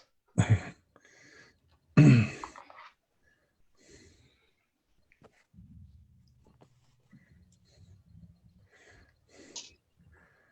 could have got us off the Cowboys. You had got an A+. I needed to get us to George. Need us to get it to break. I was thinking about that. I'm like, he said 9:30. Where's he at? Perfect timing. George, you want host back? You're doing just fine. All right. Hey, Zult, if you know, can you put that in chat on, well, group text, the answer to this? I'm dying to know. I can do that. You guys actually want the answer, or do you want to try to figure it out? No, Throw you it. don't get to guess. No, I mean, not. No, They want no. it in the group chat. We want the group chat in the room. Me, I mean,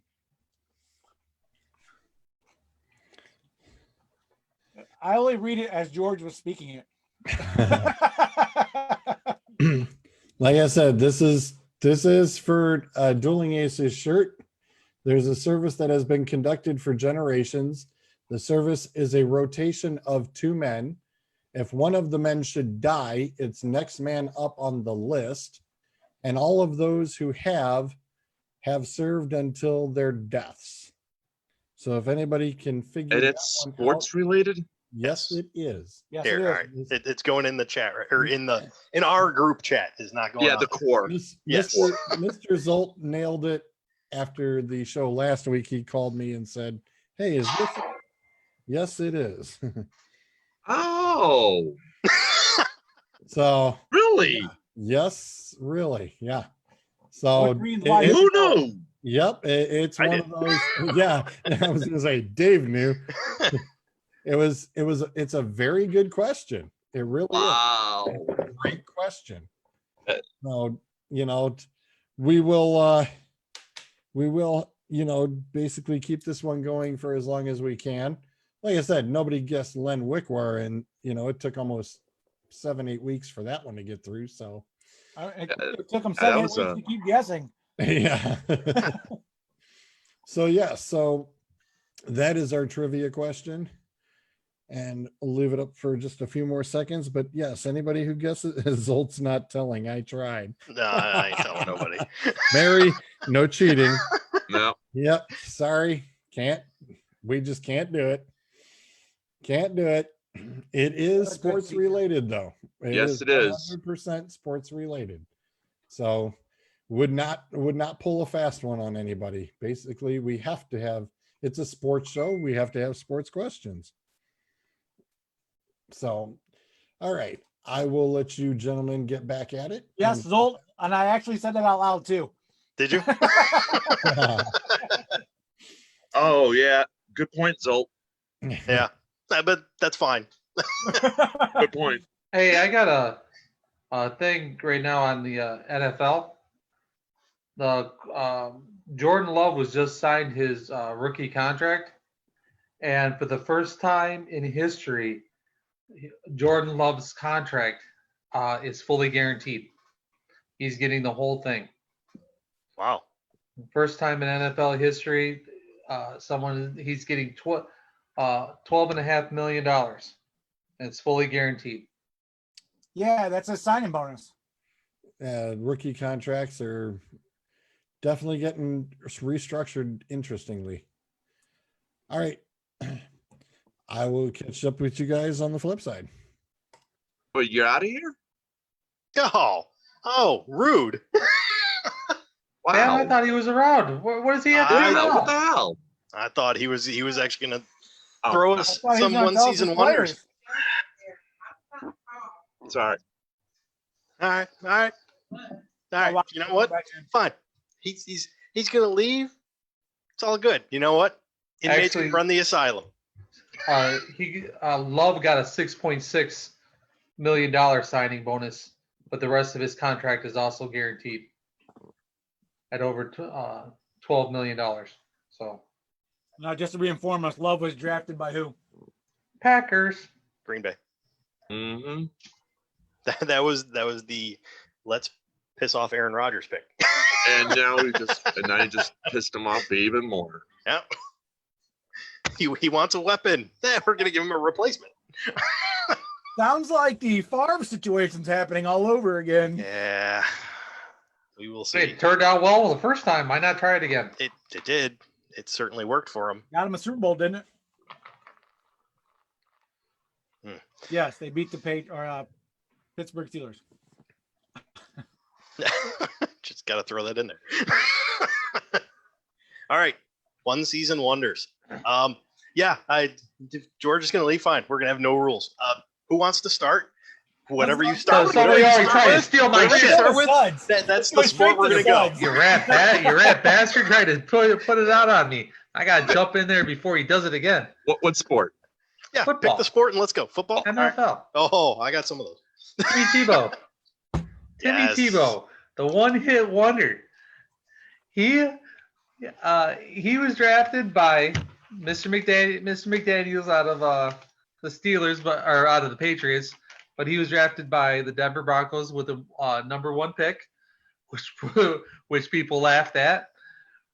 He ended up starting the 2011 season, or he ended up getting in as a starter in 2011 when the Denver Broncos were 1-4.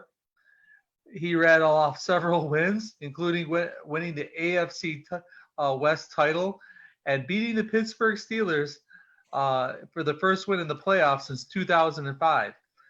He passed for over 1,729 yards with 12 touchdowns, but he rushed for 660 yards and 6 touchdowns for a total of 2,389 total yards and 18 touchdowns. Timmy Tebow and his dab, whatever you wanted to call it, he pulled off one of the first wins, and he literally basically never played again. He went to the New York Giants, or New York Jets, and they benched his ass, and then he tried to jump in with the Patriots, and they basically cut him. And then he went and played Major League Baseball, or tried to. Yeah, something along those lines. For a first round pick. Hey, his first at bat in the minor leagues with the Mets, he hit a homer. That's true. So, but yeah, talking about a one-hit wonder, he's it. First at bat, one hit wonder, home run. What do you do? By the way, we were talking about percentages for Cam Newton. His passing percentage was 49%. He also didn't have anybody. And he, well, he couldn't hit anybody either. Yeah, I was going to say he didn't have anybody, and he wasn't throwing to what he had. Nowhere close. But that team was built on defense. Yep. And then he turned around and signed Peyton Manning, and he went to the New York Jets to never play again. So, but that was my one-hit wonder, and he was probably the definition of the term. Next. I got one I'm going to throw out here. He's a fairly recent running back that just kind of vanished. A13DAJuly12020. Oh. So, 5-year career. 2016, he won a few fantasy leagues for people because he put up 1,200 yards, 8 touchdowns, just kind of out of nowhere. The previous year, he had 187 yards. I mean, so his career, 2,546 yards rushing, 1,272 came in 1 year. Yep, that would be the definition of one-hit wonder. So half his total yards. The next year, 2017, he split time between Miami and Philly. So he did put up 800 yards there. So, I mean, that kind of tells you what he did the other 3 years that he was in the league. Yeah. I mean, absolutely. He had 2,100 out of 2,500 in just those two. And it's just one of those things where he's the guy where you think about this guy had monster numbers that one season in Miami and then just gone. And to my knowledge, hasn't been re-signed since he played his 3 games in Philly, unless he's still on their roster, which I would have to check. Jaya, right? Jay, yeah. Yeah, AJAYI. While he's looking up, I'll go in mine. And with mine, you got to go back to 1992 with the name of Barry Foster, who was Pittsburgh's running back. In 92 was his 3rd year in the league. His first 2 years, he did absolutely nothing. 203 yards, 488 yards rushing. But in 92, he came up with 1,690 rushing yards with 11 touchdowns. In 93, 177, and in 94, 216, and then he was out. So 1,690 yards, 1 season. Yeah. Yeah, that counts. This is going to move really fast. Yeah. Oh, I have multiples. So I got multiple also. Yeah, so we're good. I've got all 4 sports. Well, yeah, we all did. We're gonna keep staying in sports. We'll stay in the sports. Yeah, let's stay in the NFL until we run out. Yeah. I was gonna say, I think the biggest one here has been recent. I was talking to George about this, and George was baffled. And this is a receiver. He was the 15th overall pick by Tampa Bay in 2004. He played 16 games. His rookie season, he had received 80 out of 122 throws, 1,193 yards, 7 touchdowns for his first year. The next 7 years he's played for 2 teams. The next 7 years, he was targeted 274 times, only receiving 143, totaling of 1,762 yards, having only 3 TDs after that first. Only thing he's happy about after all this was he has 1 Super Bowl ring. Michael Clayton. Oh, That was drafted by Wow. the Tampa Bay Buccaneers.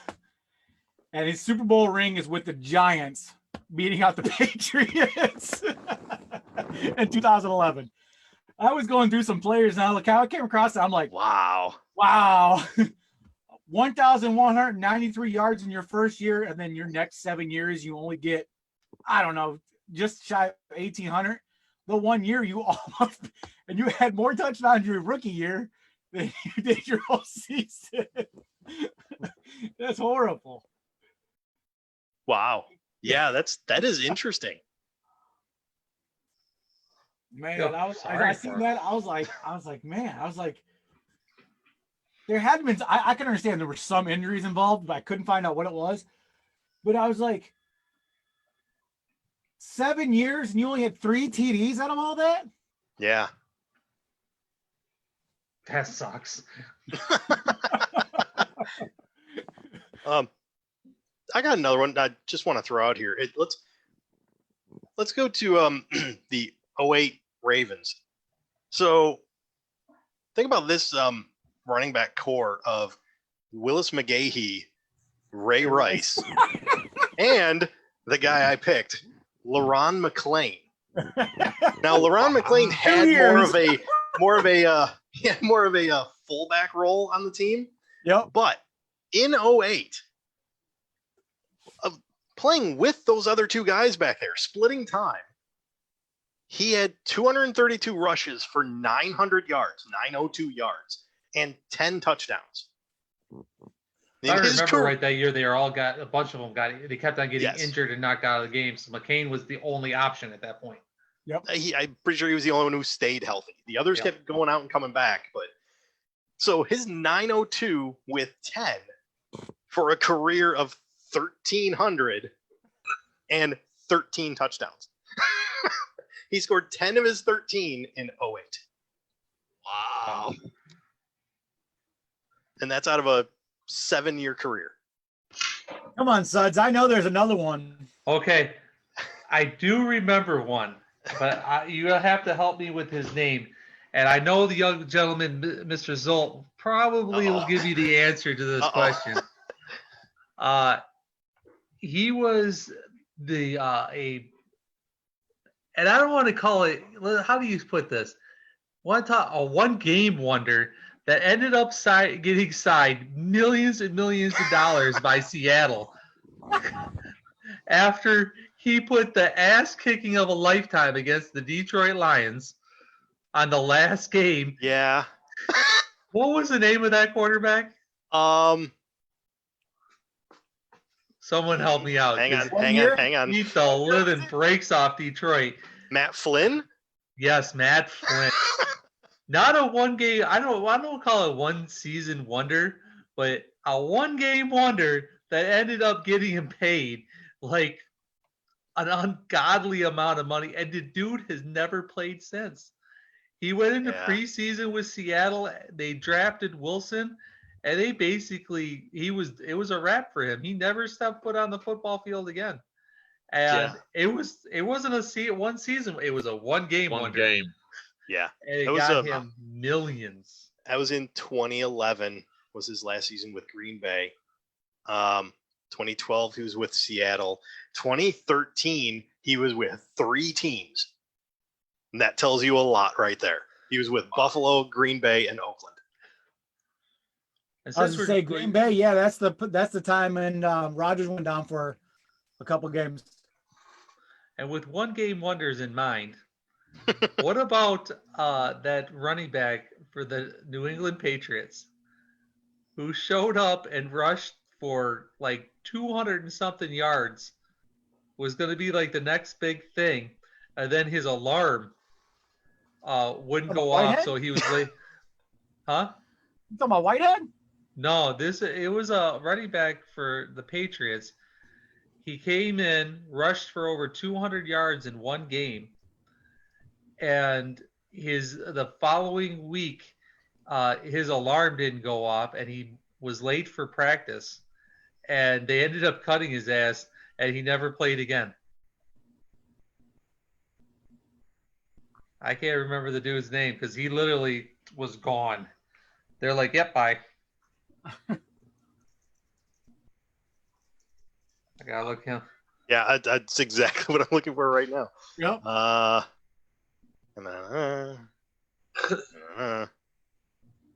Jonas Gray. Jonas Gray. Yes. Oh yeah. Jonas Jonas Gray Gray. and his vanishing 15 minutes of fame.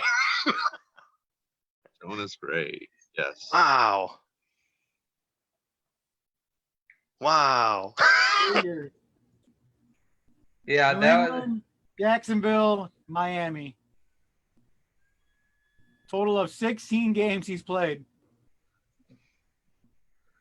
but he only had one game where he did anything whatsoever. He rushed for more yards in that one game than he did for the rest of his career, I think. He's got a Super Bowl ring. Yeah. Anybody else have another one? I've still got. Yeah. Okay. I Go got for it. one. Okay, where were we? Relatively recent. He was drafted in 2002, and his last season was 2010. Not great stats by any stretch. 300 yards, 200 yards, 300 yards. But in 2006, he goes off for 1154, and that is Liddell Betts. Wow. 8 seasons, and he only had one good year. His career was 3,326 rushing yards, but 1,154 of them came with 1 year and over an 8-year career. So do the math on exactly how good he was. Yeah, I'm looking at his stats now. 300, 250, 300, 300, 1,100. Yeah. You know, where did that 1,100 come from? I don't know. That's a good question. He spent his entire career except for 2010 with Washington. Washington. Yeah. So he was like their third down, number 3 back entire time. Now, you know did somebody go down in that year and he had to step it up to like a number 2, number 1? Yeah, that's a really good question. You know what I find really interesting about those stats though? That year he had 1,100 rushing yards. Yeah, rushing yards. Yeah. He only had 4 touchdowns. 4 touchdowns. I mean, obviously not the goal line. That sounds like Zaraway. So yeah, I found Jonas Gray's stats. Okay. At that one game, he rushed for 201 yards, 201, and had 4 TDs. The remainder of his career, he had 588 yards rushing. With the 201, that's a combination for a total of 508. He only rushed for 387 yards after leaving the Patriots, and he had a grand total of 1 additional touchdown afterwards. He had 5 for his career, 4 in the one game. So there's a one-hit wonder. Here it is, though. Liddell Betts, rushing. He was also on the same team that Clinton Portis only had 127 attempts, and Liddell had 245. So it was probably a year that Clinton was injured. Yeah. That Denver or Washington? Washington. Kareem Portis absolutely destroyed his knee, if I remember right. Yeah, because it says here, Clinton Portis played in 7 that's all Denver games. ever did was they breed running backs and then ship them off. Yeah. Going on that same category, running backs, Clinton Portis. Who was his teammate in Denver? That he shared carries with. I don't know. I never drafted any Denver running backs. A big white boy out of Cleveland, Peyton Hillis. Oh, yes. Oh, wow. Peyton Hillis. That boy was the one-hit wonder in Cleveland, and then injury prone the next 2 years. Now, jokingly around about that, Peyton Hillis was the number one running back. What had happened in the next year? Not because he was injured, but he got Madden cursed. Speaking of Madden curses, who's on the Madden cover this year? Correct me if I'm wrong. Hasn't that curse now been broken? Because didn't Only like been the broken last- by defensive players. Oh, now we're Offensive breaking it down by side of the offensive ball. players been having Got bad it. seasons. It's The interesting first there. one to actually break the curse was Ray Lewis. And that's why they joke around and they said, well, there was something bad that happened to Ray Lewis. The actual most horrible stat that Ray Lewis didn't have is that was his least amount of interceptions that year. I go, if that's the stat you had to come up with, that's horrible. Yeah. Yeah, that's pretty far down on the list there. Interesting there with Peyton Hillis, going back to him. So he was in the league for 7 years, 4 teams in 7 years. That's One bouncing every around other- a lot for the NFL. Yeah, one every year and a half or so. Two in Denver, 2 in Cleveland, 1 in Kansas City, 2 in New York for the Giants. Question would have been if he would have got his contract in Cleveland, would he have been Mike Allstott? Yeah, he was on pace to kill Allstott. A monstrous beast right there. I mean, that was Hillis and Allstott were monstrous white running backs, beast mode all through. If you ever get a chance, look at some highlight reels on Allstott. He just runs people over. He was the person who invented the truck stick. So here's one for you. This is kind of borderline though. RG3. Oh, yeah. I definitely saw him when I looked it up. He started in 2012 with his best season with 3,200 yards, 20 touchdowns, and only 5 interceptions with a passer rating of 102.4. What's that rushing? What's that? How much rushing? His passer rating was 102.4. 2013, he turned around, had approximately the same amount of yards at 3,203, but it had 4 less touchdowns through 7 more interceptions and had a passer rating of 82.2. And then the wheels fell off the wagon. Oh, yeah.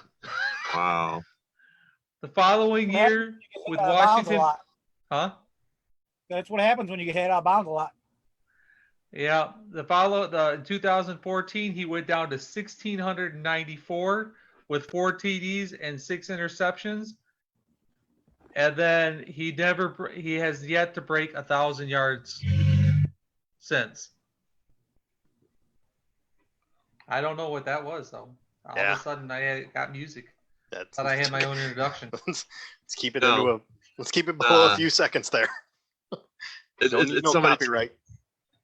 One of the things about living right next door to a park is that we are also at the very end of a dead-end street. So everybody comes down here and turns around when they realize they can't go to 96. Did you not see the dead-end sign?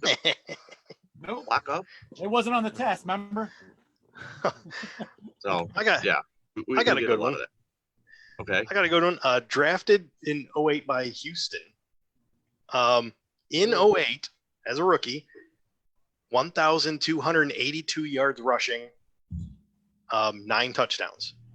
So his 1,282 career total of 1,896. He was in the league 4 years. Steve Slayton. Oh, I remember him. I was thinking you were going to go Alfred Blue or Nope. Foster. Nope. And it's weird. 08, like I said, 1,282 rushing. Receiving, he had 377. 09, he broke that. He had 400 yards receiving, but a third of the rushing yards. So they just completely went away from him to Arian Foster, if I remember right. If I got the right time period. That's what I'm Probably. saying. It sounds about That's what I right. was saying. When Yes. you said that, I was thinking Foster. Yep. Arian Foster comes in, completely takes over the running game, and the only Drafted traction in the Slayton 7th could round, get. too, wasn't he? Sorry? Foster What'd you say? was drafted in the 7th round, too, wasn't he? I think he was an undrafted. I think he was undrafted free agent. Let's see. I got one player sitting here real quick. Go ahead. And then I got one too. They are Foster. Arian Foster.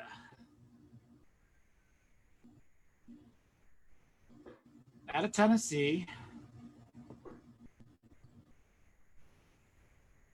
What? You don't tell me where he's drafted? I guess he was undrafted. Yeah. I mean, how's that for finding a guy off the wire and just plugging him in? 2009. Yeah. The plus is, and in 2010, he was selected to be in the Pro Bowl. Yeah. And he was on first team All Pro the next year. 16 in 2010, 16 touchdowns. Yeah.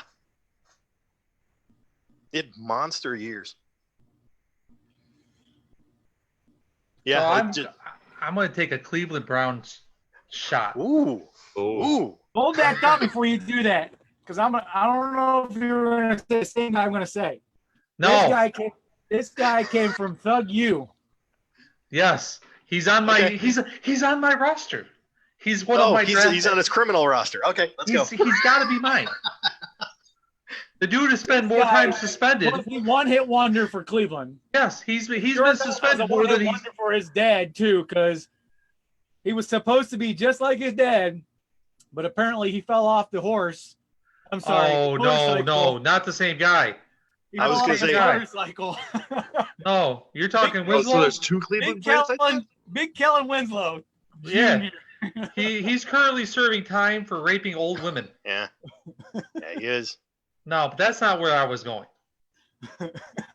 I'm going with a much better one-hit wonder. Kellen Winslow was horrible. I mean, he was the tight end for Cleveland, ranking it up 875 in 2006, coming back after the ACL tear. 2007, 1,100 yards on 82 receptions with 5 TDs, and then boom, the next Gone. year with Cleveland, 428. Yeah. No. Suds, is yours a wide receiver? Yes. I know who it is. Go. Braylon. Yeah, I think I know where he's going. Josh, I love my pot Gordon. Yep. Yep. Yep. He joined the Cleveland Browns. His first year, he had 805 yards in receptions. But 2013, he had 1,646 with 9 touchdowns. How many games did he play that year? 14. 14. That's good. That's good. 1,600 yards in 14 games. That's good. Yeah. I mean, He was on pace to get about 2,000 yards if he could have finished out the season. Yeah. I'm looking at his yards per game, 117 yards per game.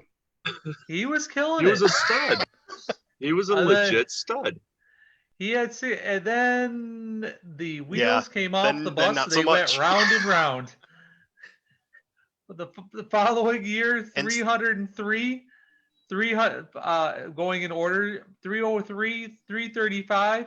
Hey, he had almost over 700 in 2018. Then, yeah. Yeah. That's pretty much nothing. it. Yeah, he did okay in 18 with New England. But then, like you said, the wheels fell off, and they're still going round and round because I'm pretty sure he applied for reinstatement again. I believe he did. I believe he did. Like, he is on my All-time fantasy criminal list. all-time criminal list. He Yep. was on the no I mean- flight risk, but he said, I'm so high anyways, it don't matter. Yeah. I mean, yeah, obviously all of his are substance abuse, which obviously that's a terrible thing. And supposedly he did get himself cleaned up in 18, and that's how he did really well. And then, if I remember right, I was reading the reason he fell off after 19 is because his brother died, and he went back to the drugs, and that's why he tested positive again. I mean, you know what? Obviously, the guy's a friggin' talent. I mean, he's shown it. It's just he's not out there enough to prove it, and I really hope he gets it together. Still got 3 years left. Yeah, I mean, he's not old. He's a young guy. Just How old is he now? 29. Yeah, He's 3-4 a years. receiver. 29. He's good for a while still. Yeah. Yeah, Plus, he hasn't really Probably played the last one lately, 35, so he yeah, hasn't he played should as still much. have. at least pot's legal now. You won't get arrested for it. Yeah. You can still get fined and suspended in the Yeah. NFL. Oh yeah, because federally it's still illegal. Right. So Man, they what are we jumping still. to? Anybody But- else got any more NFL? I could probably sneak this one in right here. 2007 with Philly, he was targeted 135 times with 77 receptions, 1,110 yards, 6 touchdowns. That is Kevin Curtis. Ah, He had one good year before that. An okay year, 800 yards, but every year after that, 400 yards, 300 yards, 77 yards, 3,297 career yards with 1110 coming in 2007. And that Let's would just take throw you. this out there. The biggest actual one-hit wonder who gets paid for it, and he's taking that money and running every day he can, is Nick Foles. yeah. Who? Nick Foles? Nick Folks. Yeah. Yeah. I mean, I'd be, if I was him, I'd be doing the Yeah. same thing. You're offering me 80 million. I'm taking it. absolutely. Yeah. I got a Super Bowl ring. I didn't have to play the season, but I got a Super Bowl ring. I've just got one more to finish up the NFL segment, then we'll move on to others.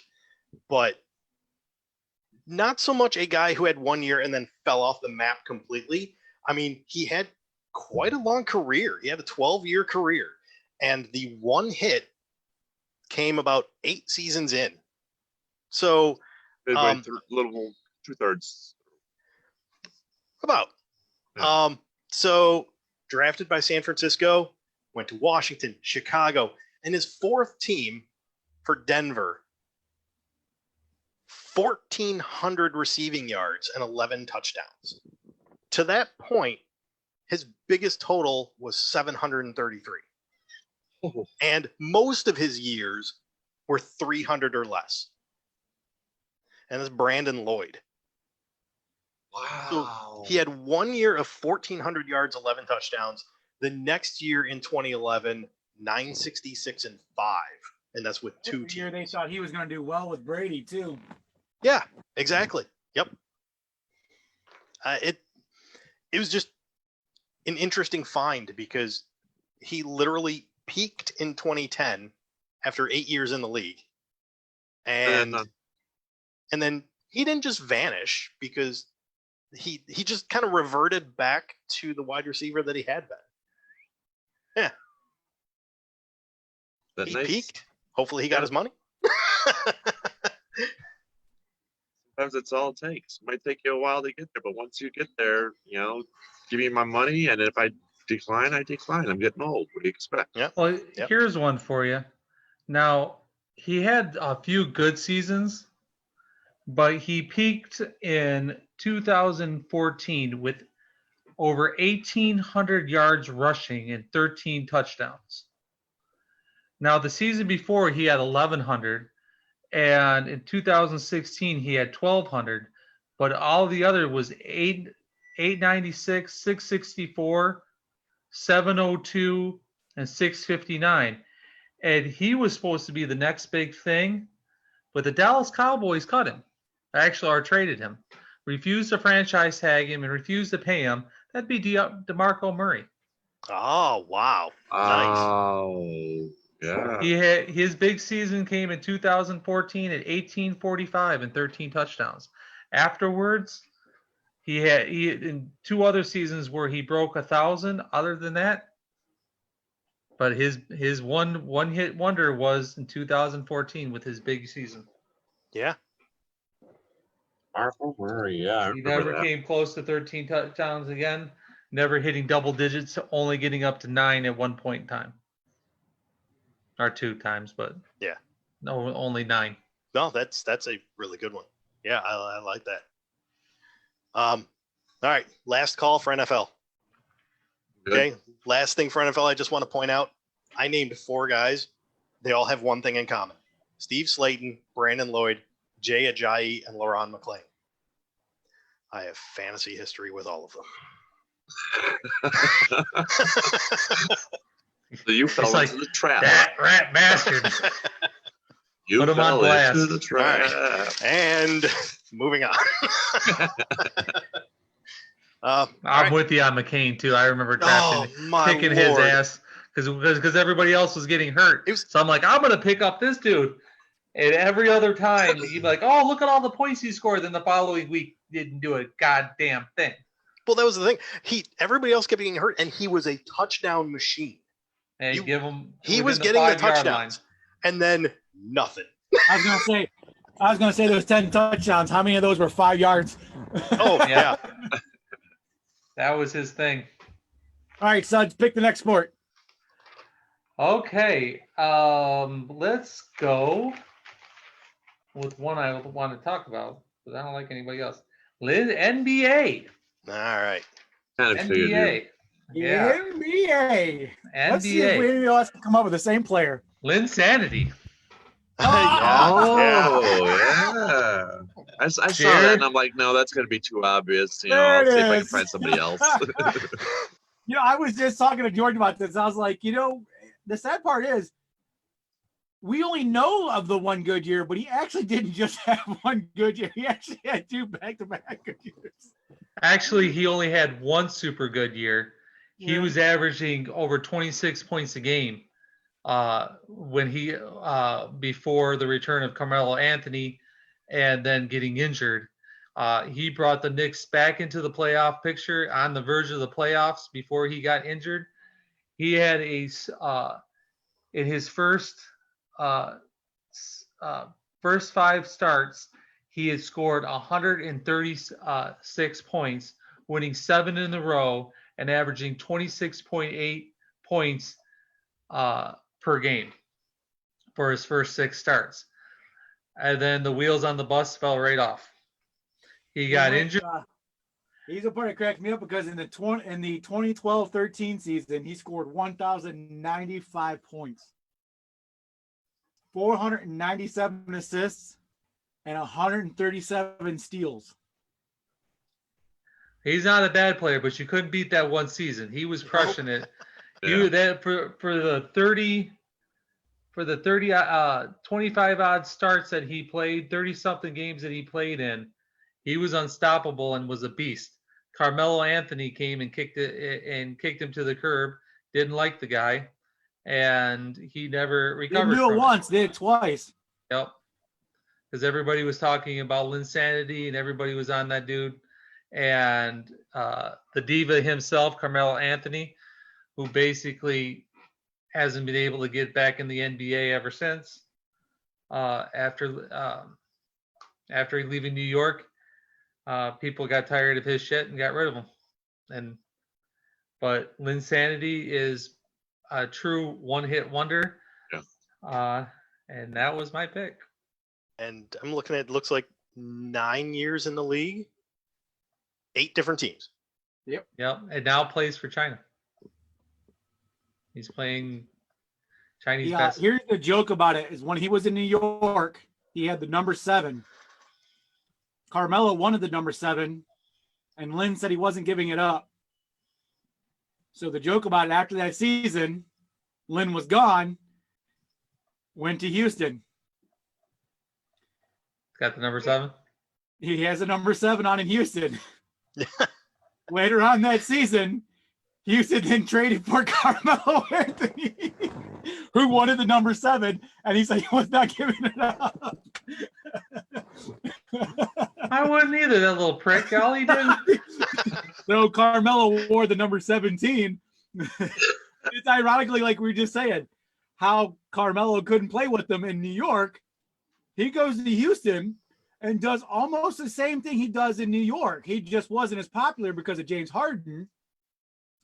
He had another 800-point season in Houston, but because the story was always on Harden, that's where we all lost camera on Lin. And that's what I was telling him. I was like, Jeremy Lin is the one-hit wonder, as we know, as of on TV. But going by stats, he actually had 2 to 3 years good with, Right. York and then Houston.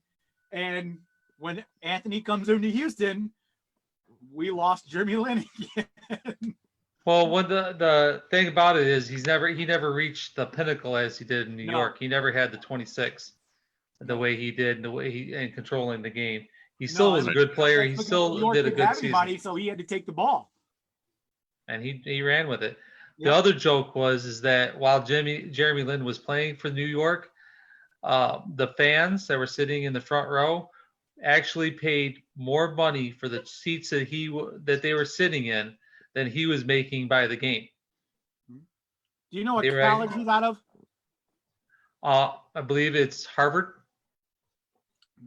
4 years out of Harvard, undrafted.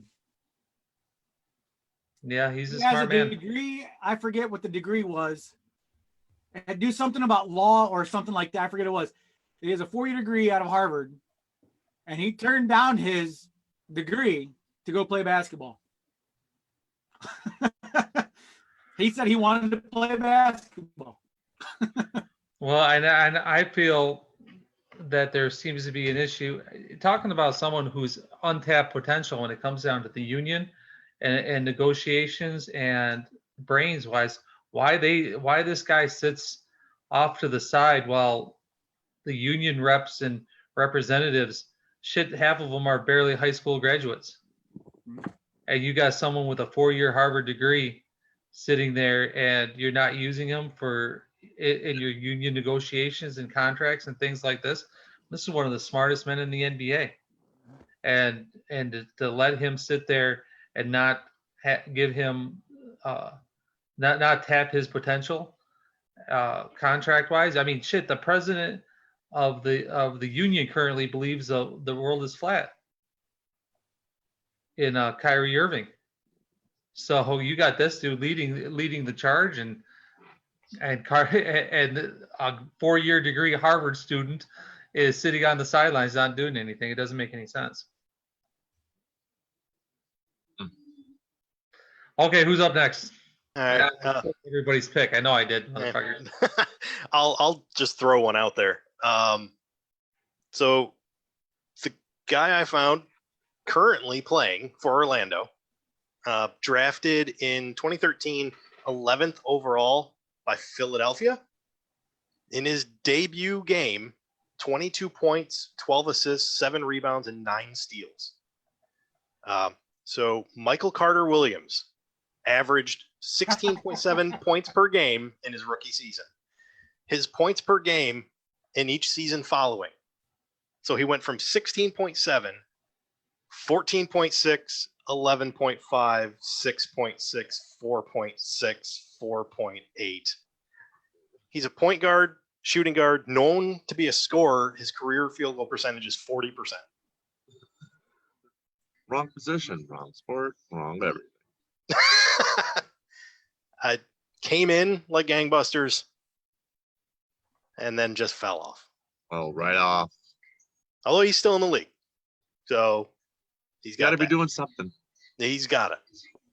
Got to be doing something. Man, All right. taking up space on a roster because they don't want to pay anybody else. Probably. Cheap bench player. Yeah. All right, I'll take this one. Next one.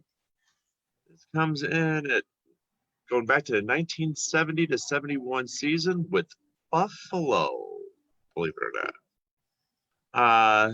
This was his 3rd year in the season. First 2 years in the league, he averaged 4.3 and 2.6. but in 70-71, he comes out in 20.2 per game. After that, 7.9, 7.8, 7.0, 2.2, and then out of the league. And that is one Don May. Ace just had that one season, and that was it. Yeah. 1, 2, 3, 4, 5, 6 different teams in 7 years. But he had that one good season in Buffalo. A lot of times in basketball, when you're playing a bad team, you just whooping their ass. That people score a bunch of points just because you don't give a shit anymore. You're whooping their ass, and they just let you go, and you get some easy buckets and scoring. And with teams like that, you end up seeing that a lot. A lot of padding up your stats. Yeah. And you see that a lot with some of these teams. It's just interesting his points per game, because I'm looking at his points points per game per year.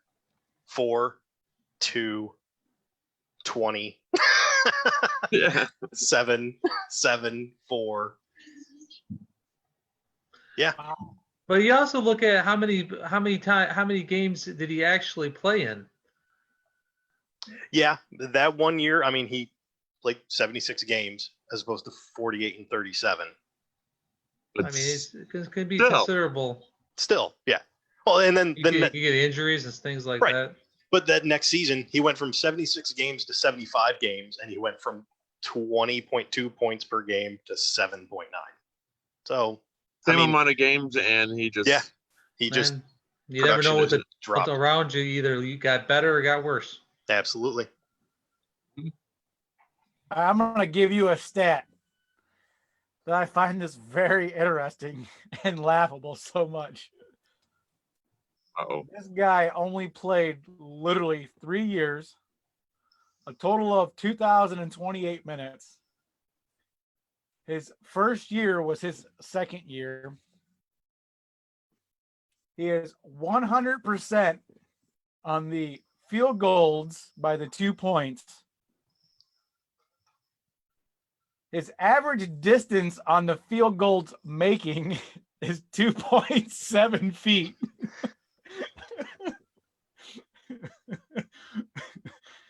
And he's the only person I've ever known to dunk a ball and blow his knee out. Greg Oden. For Portland, his first year in the preseason, he dunks the ball and blows out his right knee. And there went his first year in 2007, 2008. I would love for someone to put a picture of this dude up when he was in high school. Dude, I'm 47 years old. Yeah. When he was 17, 18 years old, he looked older than me. Yeah. Someone needed to check his fucking birth certificate. Because he was sitting there playing for Ohio State, and I'm like, why are they letting a 40-year-old man play basketball for a college team? HGH had nothing to do with it. Because holy shit, dude looked like he was 50 years old when he entered the NBA. I mean, John Sally? that was dude, like, when he blew out his knee, or that first, like, 2 or 3 years, where he didn't play, is like, because he should have retired out of college. Right. He looked like he was 70 on his last year. I've never seen anybody like that. He played with Portland at 21 and at the age of 22. And obviously, again, he blew out his other knee. In dog years, he was like 70. I'm pretty sure it was his other knee. And then he signed in 2013 and 14, he signed with Miami. For 26 years old. 3 years in the NBA he actually played. I mean, well, what year was his breakout season, though? When you signed up to be $2 million, guaranteed $2 million just to sit the bench. NBA, man, that's a fantastic gig. But do you know that you have to, after every game, they give you a total of how many minutes you played in the game and how long you're on the court, and you have to run or bike on a treadmill or a stationary bike to make up enough minutes like you are starting to stay in condition. So you have to. So if you have 48, if let's say the game's 48 minutes, you have to be on the bike and going a certain speed for 48 minutes in order to stay in shape and as part of your NBA contract. If you're not a starter or player, got to make up that time. Is there a player worse than Johnson and than Greg Oden? A player worse? Yeah, as in what like, way? Like as in like the 3 years playing. yes. I mean, I'm sure you can Pretty find I'm it. pretty sure we Yeah. can find one, but I mean, Right. I tell you what, I can't remember this guy's name because no one remembers him or actually they remember him, but he didn't do shit in the NBA because he was drafted ahead of Michael Jordan. And if you want to go worse, I believe Michael was 89? No. Michael was 87 or 88. 87. The guy was drafted 2 or 3 rounds ahead of Michael Jordan. I think Elijah went number 1, and then this guy went number 2, and like nobody, like he disappeared, like it was nobody's business. I gotta look up this dude's name because it was bad. He like let me. Yeah, you were talking about what was Odin's one hit. What was his wonder? I think his one hit was getting drafted first overall. That was his one hit. Yeah. All right, so Sam Bowie. I do know that name. oh, come on. Well, What we do, Russ? yes, we certainly do. We're very good at it. David Robinson was number 1 in 87. I've got one that doesn't technically qualify under the parameters that George put out there, but It's worth he's not mentioning. here. You can mute him if he does. he's not here. So it wasn't a one season wonder. We're going to go into just a snapshot of a season. So 09 and 10, Rodrigue, and I'm Boubois, I believe is the pronunciation. Let me pull this up real quick here. So yeah, played for Dallas. He was a rookie in 09 and 10.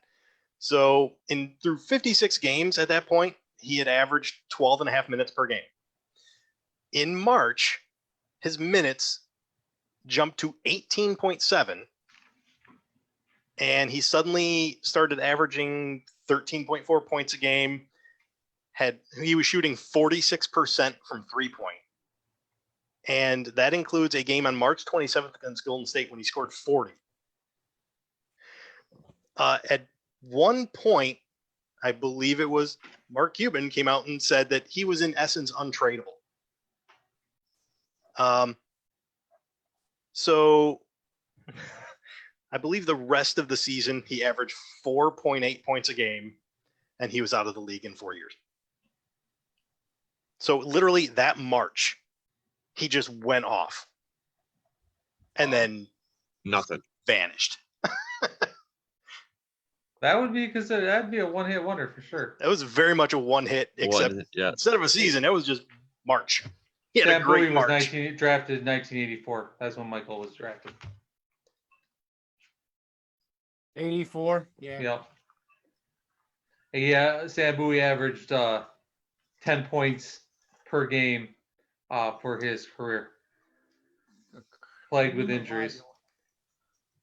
Sam Bowie from Kentucky, yeah. Portland. Yeah, the worst mistake Portland has made in their entire franchise history. That'd have been the chance, though. I mean, if Portland would have took Michael Jordan, would Michael Jordan be Michael Jordan?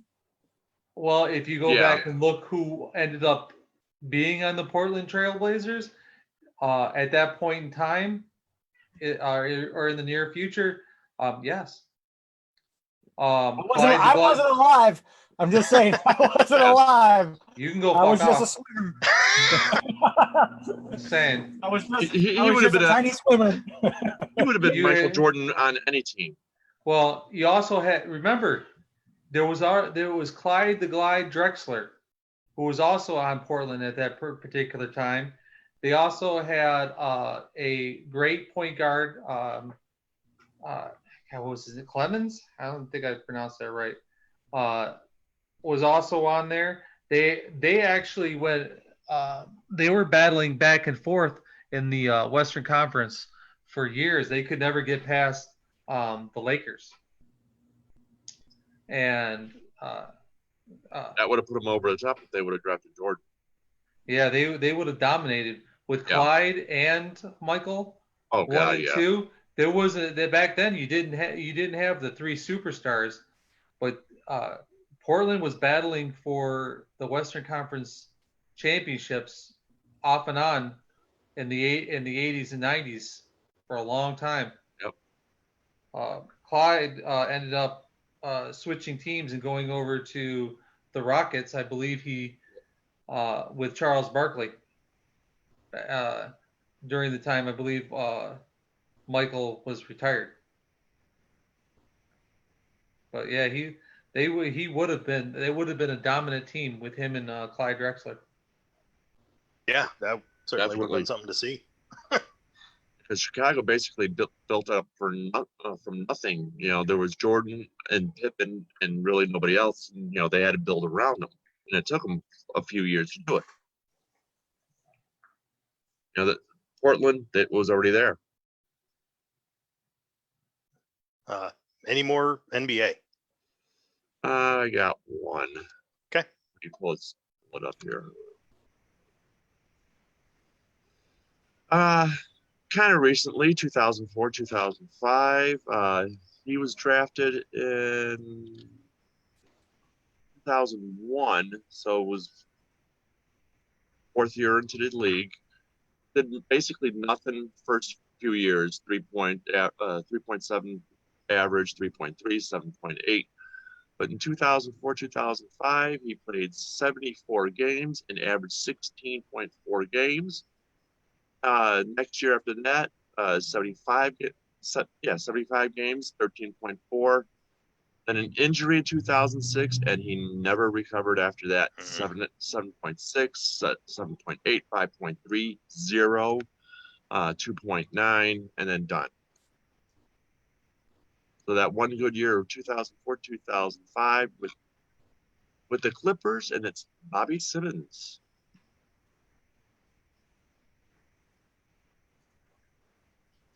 Nice one. If it wasn't for the injury, who knows? Yeah, and definitely some of that coming up in another sport. Yeah, I'm sure.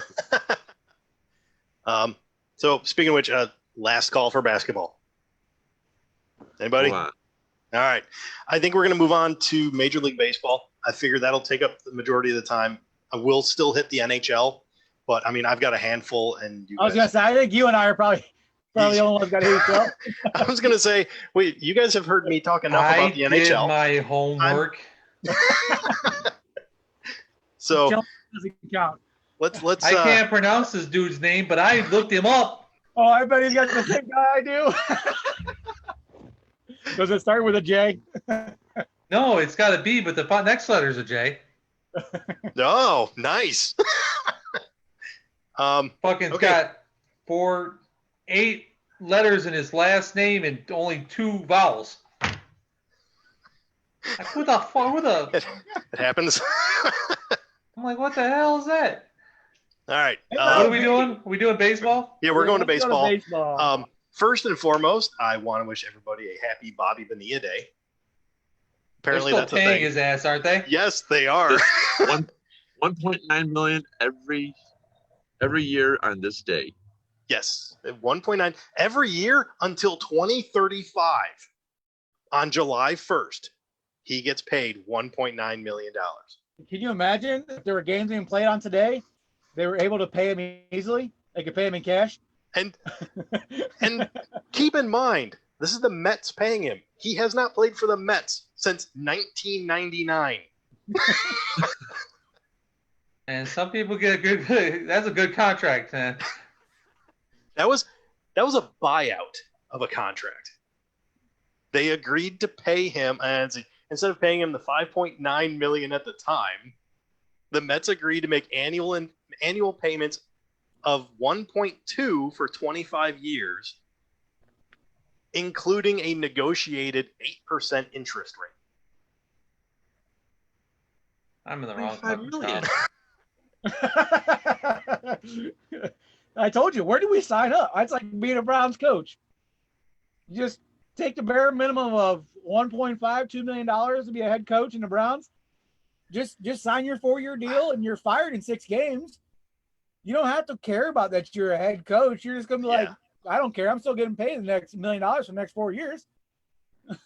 So yeah, nice. Yeah, but then you were humiliated and had to say you're a Cleveland Browns head coach, though. True.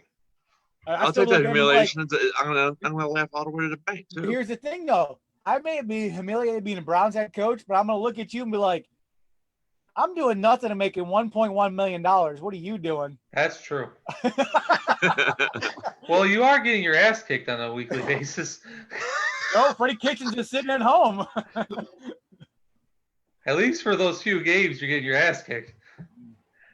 Do I get? Can I start again? Can I? Let me throw one out there first, and then you can. I only got one, so if you take my guy, I'm screwed. My guy's a Cleveland Indian. How's that? No, you're good. All right. So my guy drafted in 1976, originally by the Phillies. This guy's got a history. Let me just throw that out there. So 76 gets drafted by the Phillies.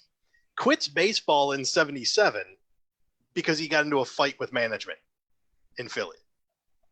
The Twins signed him in 78 and then traded him to Cleveland in 79. So 1979, he hits 352 and 21 home runs in Double-A ball. And so that next season, Cleveland brings him up. 1980, plays 131 games, 289 batting average, 23 home runs. I believe has 87 RBIs. Is named Rookie of the Year, Joe Charbonneau. 1980, Rookie of the Year. 1981, he hits 210 because he's battling back issues. He became the first Rookie of the Year to be demoted in the next season. He played only one more season in his career due to his back issues, and then he retired. So that he wanted the fuck out of Cleveland. Nah, More who or can less. blame him? Right. Let's see. All right, who's next? Go for it, Suds. All right. So I'm going to go back to a time before all of us were in existence, including me, so fuck off. 1914, the Boston Braves. Oh, you shit. That's why I wanted to go first. I wanted to go first because I knew somebody looked this sucker up. Pitcher. Billy James. You son of a bitch. I know. And I'm always happy when I get those kind of responses. You son of a bitch. And it's not the Bill James, the guy, not the sabermetric guy. No. He played for about 4 seasons. He won 37 games, but almost all of them came in 1914. He had 26 of his wins. So he only had 11 out of the other 3 years. He only won 11 games. Now, to give him credit, probably for one season, one of the greatest performances ever. Yeah. He had an ERA of 1.9. If you did that in Major League Baseball right now, they would pay you $1 million every year for the next 35 years. Yeah, they'd be throwing money at you. They'd be throwing money at your ass. he was not a strikeout pitcher by any means. I mean, No, but he did averaged, strike out 156 batters that Yeah. year in 332 innings and helped Yeah. Boston win a World Series. After that, 5-4, and then out of the league for 4 years, and then came back in 19 for 5 innings and done. So yeah, he had that one incredible great year. If he would have been in Major League Baseball at this point in time, he would have probably made $1 billion with that performance. But because it was 1914, no dice. Nope. So that's my pick. Sorry, Doug. That's why I want to. Okay. That's why I try to go first or second. I only got so many choices. Well, Hang on, Doug, real quick Yes. before you go. Akers, are you still there? No, he's not. No. Which is great. You see how I thought he was his pick- sleeping. Yeah. I wonder if he knows he's out yet. That's the don't know. question. All right, Doug, go ahead. I will see if I can contact Mr. Akers. Okay. Well, since Oh, there he is. He moved Hey, slowly. the Since- frames are back. yeah, Sort of. since he stole my pick, I'm going to go back just a little bit further than that. I'm going to go back to 1905, 1906. Guy was a rookie in 1905. He went 20 wins, 21 losses for 378 innings pitched. But 06, he went 16 and 25 and then basically fell off the map. He didn't really do it all that great, but those first 2 years really stand out great, more or less for the innings pitched and the amount of games that he was in there. Halfway decent pitcher for those 2 years, and then, like I said, fell off the He map. didn't even have a winning season though. 20 and 21 with a 2.9 ERA, and 06 was a 2.91 ERA. 07 was almost a 4. 08 was 2.5, and then. like I Oh, my said, choice was much better. Yeah. Oh yeah. Name is Irv Young, lefty. Played for Boston Braves. We had a good season then of the Boston Braves. I'm assuming they became the Atlanta Braves afterwards at some point in time. Yes, they did. They didn't win again until the 2000s, until the 1990s, late 90s. We I've lost. got one- He just left. Akers no, just said, "Fuck it, he's gone." His internet died basically, but for some reason it didn't kick him out of the room. So it's possible he might be able to rejoin. Okay. But we'll. Yeah, well, hey, look, it's 10:45. He lasted longer than he normally He does. did. He did. He made it really far, and we should all be proud of him. We should give him a air high five. Nice job. Can you hear me? Now Yeah, we can hear you. Well, that's funny because the picture shows me I'm not here. Yeah, you're right. gone. You're not there. So I'm messing with all my internet trying because I think the biggest problem is Annabelle gets on her YouTube, and I think that's where she's draining it at. Go up there and grab that phone. That's why you see my chair empty because I ran upstairs to turn the TV off. Parental All right, controls, so man. since I'm Parental not- control that internet. Since we got ghost mode going on, the baseball player I picked, Are you sitting in the chair? yeah, That's awesome. Well, that's fucked up. That's the best green screen effect I've ever seen. Absolutely. This guy I picked, he was drafted first round by the Yankees, straight out of high school, 43rd overall. Didn't want to play with them. Decided to get, I'm going to USC. Plays his years in USC. Turns around in 2001, gets drafted by the Cubs, makes his debut May 22nd, 2002.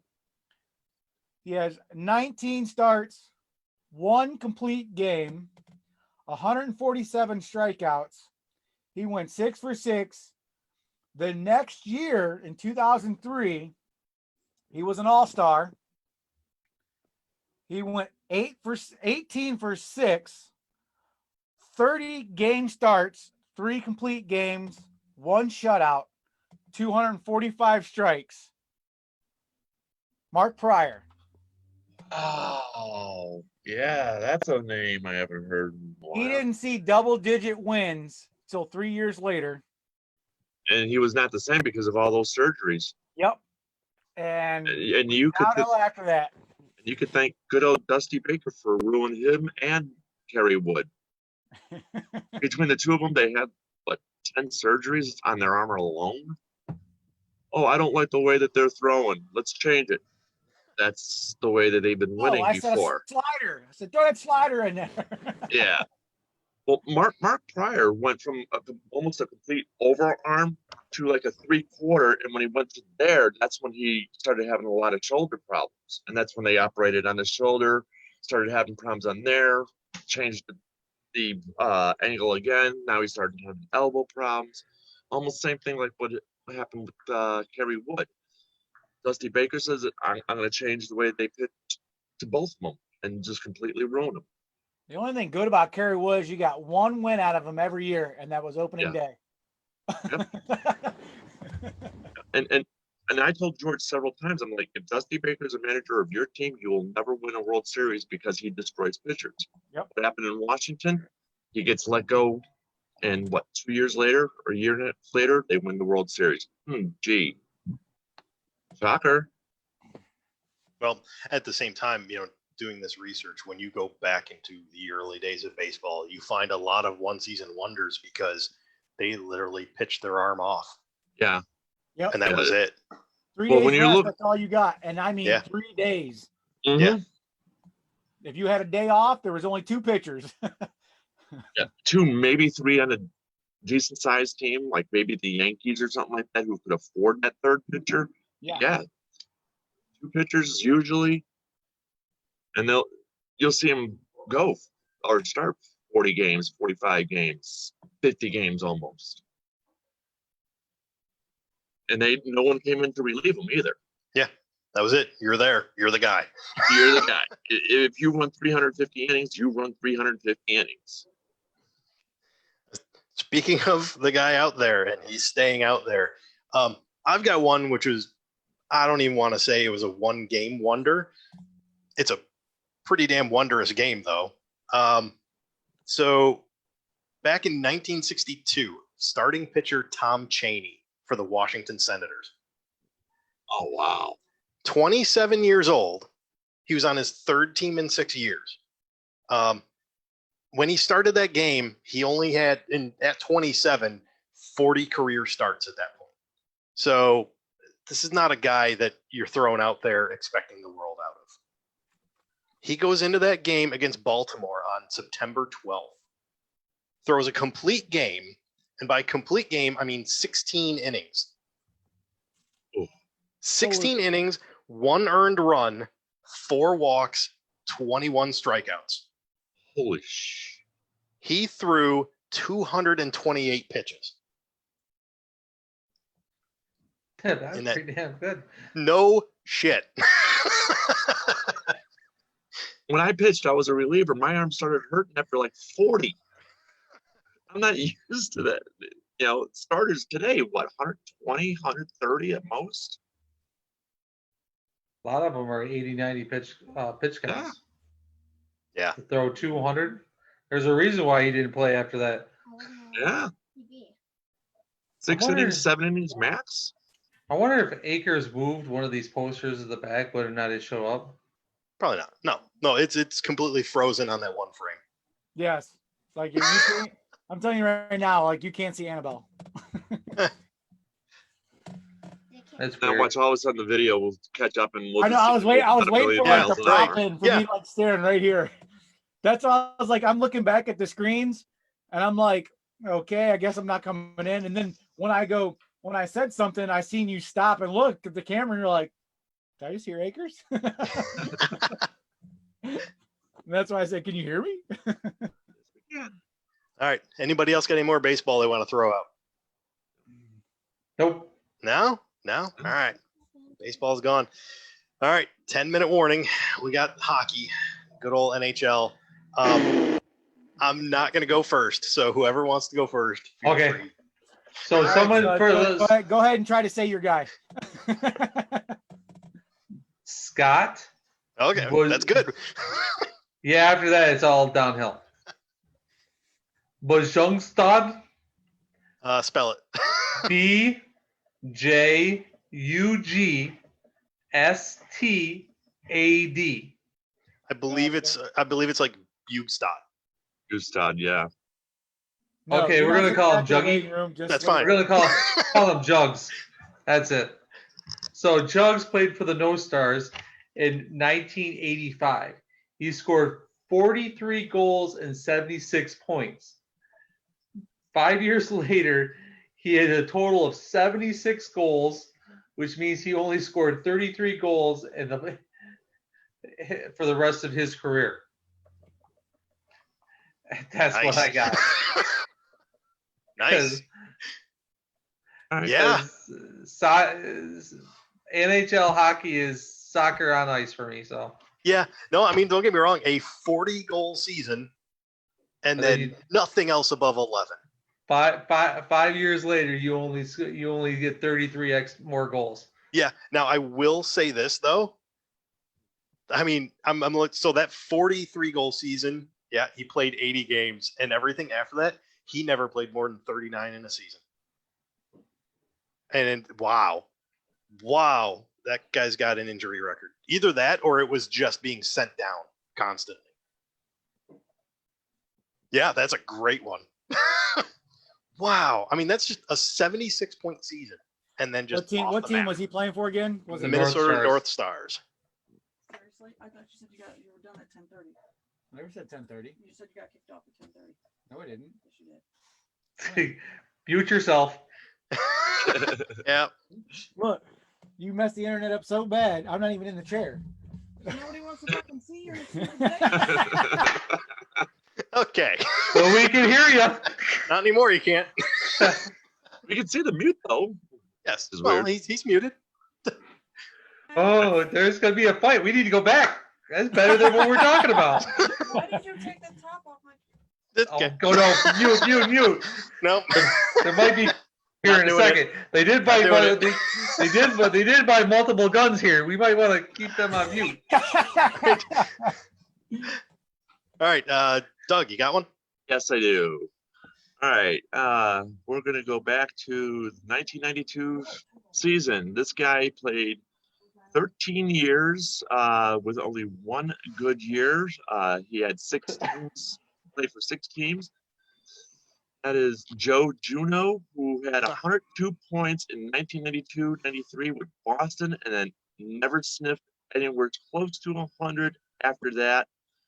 His 100-point season came in the second year out of 13. Yep. Bounced around a bit too. Boston, Washington, Yeah, Buffalo, he Ottawa, averaged Phoenix. one team every like 2 years. Yeah, Yeah, and- he did come close in 93-94 between Yep. Boston and Washington, but still 102, 85, and then drop. Yeah, he basically dropped to. He was top line guy for those 2 seasons, obviously, and then dropped to borderline second line. Yeah, I can definitely see that, and then especially towards the end there, a Yeah. whole bunch of 30-point seasons, which. No, that's a good one. Akers, All right, you so- there? Let's see, Zol. Let's see if you and I have the same guy. JC. Okay. Go for it. Just go. All right. So this guy, oh man, has played 7 years in the NHL. He's a right wing. His first 2 years, he scored 37 goals, 26 assists, 63 points. His biggest year was in 2005. 56 goals, 37 assists, 93 points, 11 game-winning shots. He was first in the hat tricks. Send him back. No, don't do it. First in the hat trick. He was first in goals and first with game-winning goal shots with 11. He received the Maurice Richard Award in 2005. That is the top goal scored award. The next 4 years, which would be his last 4 years, he ended up totaling with 79 goals, 72 assists, 149 points totals with 13 game-winning shots after that. Yeah. Jonathan Q. Yeah. Hockey seems to be the one that falls off the. When they fall in the NHL, they seem to fall off the horse quickly. quick. I mean, like talking majorly though. I mean, it's not even. Dude, you go from that many points, and then the following year or the rest of your career, you don't even total the same amount. I mean, that's pretty bad. That's what I was laughing about, because like 56 goals 1 year, and then your next 4 79. I mean, he averaged 30 goals a year, but in the same sense, I mean, you put up 93 points in your first year. Your first 2 years, you put up 63 points total. Then 1 year by yourself, you put 93. I had his stats on the computer, but I can't. I can't. Is that really disappear too? What's that? Does that disappear too? Yeah. Like I quit messing with the computer, so we could just finish this out. I forget who he played with. Was it Detroit? No. Hang on. We still talking Chichu? Yeah. San Jose. Yeah, San Jose Sharks. Yeah. And it was pretty funny. I was watching some of these stats, and then clicking on some of these things. He was against Ovechkin when the first year. Ovechkin has won that award 9 times. Give me a heads up. And I'm like, how do you score all those points and goals the 1 year, and then you don't do nothing the next following years? The playbook was out on him.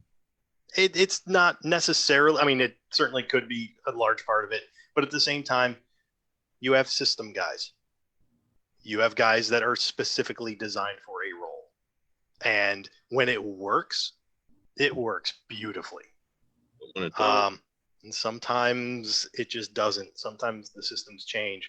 You just try to switch out one part and you destroy the machine. It works, and sometimes it doesn't. That's about it. So unless anybody else has a major one they want to throw out there, I've got one I'm going to throw out that I found. Guy's name is Steve Penny. He's a goaltender for the Montreal Canadiens. I was thinking Avalanche.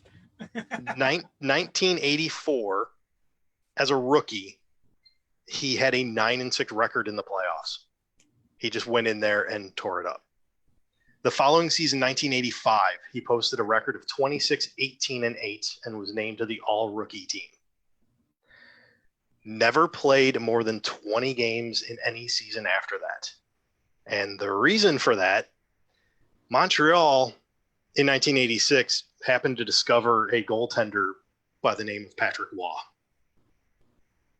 And that was it. Steve Penny basically just didn't exist anymore. Should have traded his ass. All right.